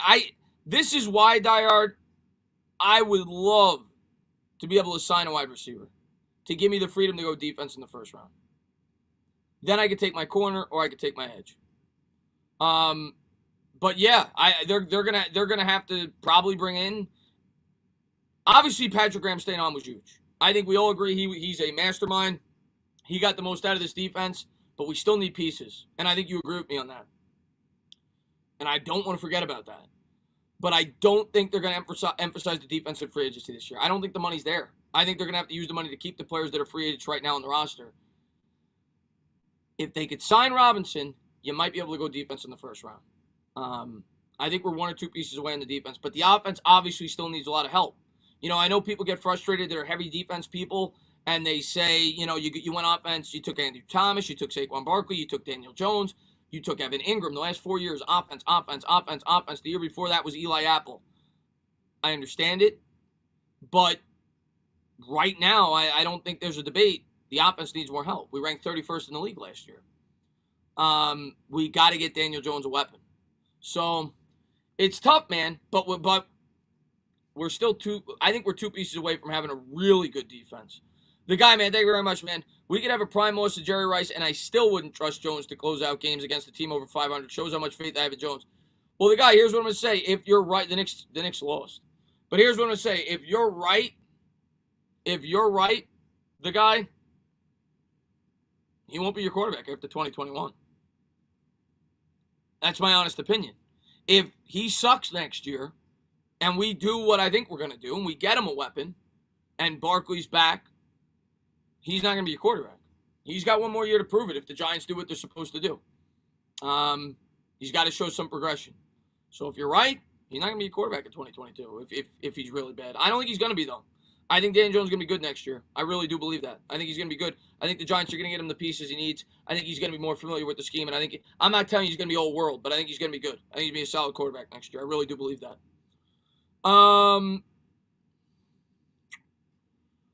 Let's see what we got. Jamar Chase is so underrated right now. People are sleeping on him. He shouldn't be underrated. You watch that guy. That guy was regarded as like the best like non-quarterback outside of Penny Sewell going into the draft. I mean, he shouldn't be. He's a really good wide receiver. I don't think he's going to fall to us. I hope he does, but I don't think he's going to fall to us. All we need is DJ to be middle of the pack quarterback. Yeah, I think he's going to. I think he's going to evolve into a good quarterback. I'm not going to tell you he's going to be this immortal, unbelievable quarterback. I think he's going to be a good quarterback. I believe that, and maybe I'm wrong, but I believe that. This is if DJ is our quarterback. Yeah, he's got one more year to improve and show that he's got it. But we got to give him the pieces. Drake says, "Who's that guard in Alabama?" Oh, you're talking about what's his name? I liked him. I was watching the game, Drake, and I posted his name on Twitter. Oh man, what's his name? I forget. You know I like the offensive lineman. Hold on. I'm gonna give it to you right now. I think it was Deontay something. I'll find it. I posted it on Twitter. It was Deontay something. What the hell was his name? Somebody's gonna put. Oh, Brown. Deontay Brown. There it is. Deontay Brown. That guy is a big. That guy is a big man. That guy's a big hog. I like him. And I've seen him going third round in some mocks. I'd be on board with that. DJ, let's get Sewell, Chris. Please, he's not gonna be there, but I would jump all over that. There's no. I love when these people come in. Shane Cardozo, he thinks he's fooling me. He thinks he's gonna get a reaction out of me. The Giants sign Yannick. 2 months before free agency, the Giants sign Yannick. Oh my God. Oh my God, Mom! Hey, let me get my brother on the phone. You're not gonna get me. You're not gonna get me. Ramon, man, thank you very much, man, for the $5 donation. I appreciate it. He says there's good quarterbacks coming out that could be there at 11. And stop hating on DJ. He had probably the worst wide receiver core in the league. Name one worse. I agree with you. It's one of the worst wide receiver cores of football. If it's not the worst, it's one of the bottom 3. I agree with you. It's why I still believe in him. It's why I want to give him a fair opportunity this year. I don't think he's been given a fair opportunity. I think we were 2 years away from getting him a real supporting cast to see if he could be the guy. So I'm with you on that. And I agree. I also agree with you at the cornerback. Don't count it out. If we're not going wide receiver, I think we are going cornerback at 11. That's where I am right now. I've been consistent with that. Before I was committed to the wide receiver, I was on the cornerback train. And if we're not going wide receiver, I think we're going corner. Dire Giants fan says, Dream Draft even trades, even though we have 5 picks. Dream Draft, Jamar Chase drops to us at 6. At 11, rather. I'm thinking last year. Or 2 years ago. Jamar Chase drops to us at 6. At 11, I said it again. And then in the second round, I'm not going to give you names. I'd have to have a whole list, but I'll tell you. Second round, we go corner. We one of the better. I don't know. He's not going to be there, but we're talking about a dream. J.C. Horn drops to us in the second round. A corner I really like. A guy that I think would fit our scheme. He somehow drops to the second round. But if not him, a good corner's there in the second round. We go wide receiver. Jamar Chase somehow falls to us. We get a guy like J.C. Horn in the second round. Third round, we get an edge rusher, and then we fill in the holes on the offensive line. We get some depth on the guard and the tackle. I would be ecstatic if that's the draft we had. DJ Smooth, thank you very much, man. Weapons in a new scheme, Chris, got to do it. Jason Garrett holding him back. Hey, here's what I'm going to say, man. If Garrett comes back, and it's a tough situation, but Giants DJ fans are going to have the excuse either way. If we fire Garrett, they're going to say there's a new scheme for the first 6 to 7 weeks. Like I said, I am going to leave it up to Joe Judge. I'm going to leave it up to Gettleman and Judge. I'm going to trust them to make the proper decision. If they feel keeping Garrett for continuity, second year, if they think getting Barkley back, getting more weapons, Garrett could get the job done as the OC, I'm going to believe in him. And a lot of that's, and we'll see. And I think that's where we're trending. I'm going to trust Judge. I'm going to trust Judge to make the right decision. I've trusted Judge so far. I've been pretty impressed with him. And if he decides to stick with Garrett, I'm going to trust him. We'll see. We'll see. I think they're going to stick with him. Say we have $50 million cap. If we didn't re-sign Williams, would you be okay with that? And we sign Allen Robinson. I think that's what you're saying. Yeah, I'd be okay with that if we decide to go with Allen Robinson. But then you're going to have to draft the defensive lineman early in the draft. New York Giants, LA Dodgers, T-Wolves, and we'd probably get a third-round comp pick in that scenario. What's your opinion on Marshall? I like him. He's going back into the first, early second from what I've seen. He's the guy from LSU, right? Yeah, 6'4" receiver at LSU in the second round. On Twitter, been asking you questions over there. Oh, sorry, I don't have the Twitter up right now. And if I always try to respond to everybody on Twitter. Sometimes I miss it, so I apologize if I've missed it. But yeah, I've seen him. I like tall wide receivers if you watch my channel. Yeah, he's 6'4". He could go up and get it. If we don't take a wide receiver in the first, he's a guy that you want to be looking at in the second. If he's there, probably he may not get to you, but if he's there, yeah, I'd be all for it. DJ Smooth says all we got to do is get a West Coast scheme like the Jets did. They got to adapt, man. They got to. If Garrett stays, they got to adapt. They got to fit the scheme to Daniel Jones, and I'm going to leave that up to Judge. I think Judge has just as much say on the type of offense they're running as Garrett does. I really do. I think Judge has just as much say. I think if Judge doesn't like what they're doing, he's going to step in. He's going to say it. You saw it with Colombo, so I'm going to trust Judge. Andrew Thomas says, if we get Robinson, what would you do at 11 if Smith and Pitts are available? Do we go defensive playmaker? Parson. What I'll say about that Andrew Thomas is this. If they have, like, let's say Smith is by far the best player on their board, take him. Double up. Take him.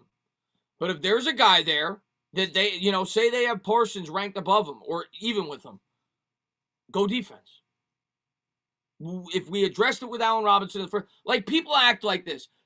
People act like a healthy Saquon Barkley, Allen Robinson, Sterling Shepard, who was good for us, and Darius Slayton isn't a pretty good receiver core. I think it is. So if you could get Parsons there and you feel like he's a generational player on defense, he can help you, or you go with the cornerback, you do that. But if they have Smith far and away the best player, take him. I think signing Allen Robinson gives you the ability to take BPA there. And if you feel he's that much better than everybody else, take him. Thoughts on Scary Terry? I like him. Somebody asked me about him earlier. He's more of a third-round guy. But, yeah, he's another second, third-round guy in this year's draft at that position. So, we'll see how it plays out, man. I can't wait to see how it all plays out. DJ Smooth says, I have no faith in Garrett. We need to hire somebody from the Shanahan staff on offense. I don't think Garrett's scheme fits DJ great. I'll tell you that right now. I thought that Shermer's scheme fit him better. That's why I wasn't ecstatic that we fired Shermer. Just for Jones alone, not for the rest of the team. Obviously, I'm very happy with Joe Judge. But, yeah, for Garrett's scheme to work, you need a good offensive line. That's why the Giants addressed it in this year's draft. They took 3 offensive linemen. For Garrett's scheme to work, he wants to throw vertical passes on the outside of the field. You need time for those routes to develop. So I don't think we had the personnel last year to get the most out of it, especially when Saquon Barkley went down. We'll see.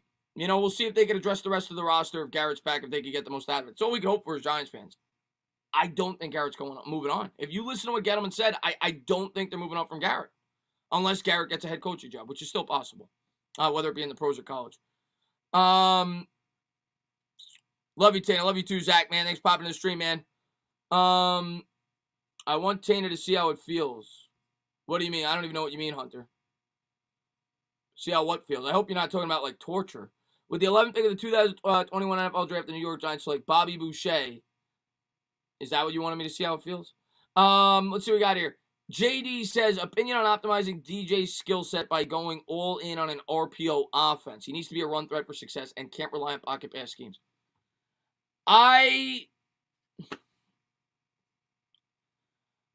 No, I'm not for that.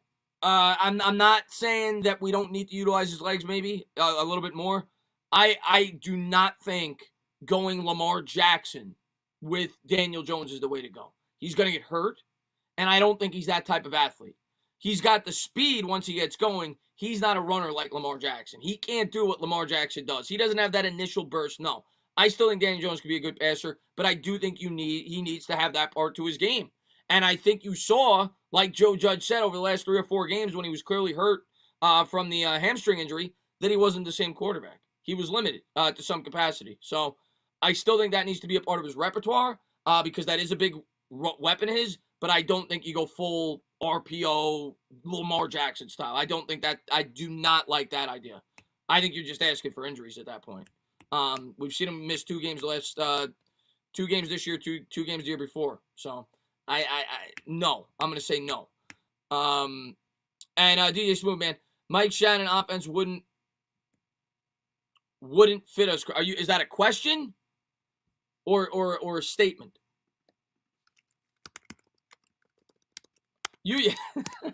I love your persistence, man. I love your persistence. Listen, I know a lot of Giants fans want Garrett gone. We'll see what happens. And if he is gone, we're going to talk about it. I'm going to have a video on it. I'm going to go live about it. As of now, we can only control what we can control. As of now, Jason Garrett's the OC. And as of now, it sounds like the Giants want Jason Garrett to be the OC. If Garrett gets a job, we'll talk about it. If we sign wide receiver, should you take Slater at 11? He shut down Chase Young. I wouldn't be opposed to taking a tackle. Giants fans would literally boo them off the stage if they did it. I wouldn't be opposed to doing it. It comes down to Parrott. It comes down to Parrott, Giant Steps. It comes down to how they feel about Parrott. If they're super confident, you don't have to donate, man. DJ Smooth. He says, question, man. Mike, are you talking about? You're not, Mike. You talking about Mike?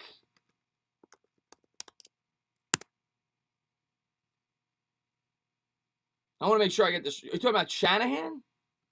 Hold on. You're talking about Shanahan, right? You're not talking about you're talking about Shanahan, not Shannon, right? You're talking about Shanahan. You don't have to donate. You're talking about Shanahan, right? I wanted to make sure there wasn't a guy named Mike Shannon I didn't know about. You're talking about Shanahan, right? Shanahan's a West Coast style offense. So yeah, I think you're talking about that type of offense. Yeah, I think it fits his skill set better. Yes. I think it fits his skill set better. But I think we're going back. I think Garrett's gonna be the OC next year. I really do. And Che, man, thank you very much. I think we invested in a great backup. Taylor Heineke, you're talking about the guy in the Washington. If Jones is bad, we have a guy. That's what I would do. If it fits the budget. I don't think he means Mike Shanahan. I think he means that style of offense. Mike Shanahan's old. I think he means that style of offense. I think he means that style of offense. But yeah, no, I'm all for it if it fits the budget for the New York Giants to go out there and bring in a talented backup.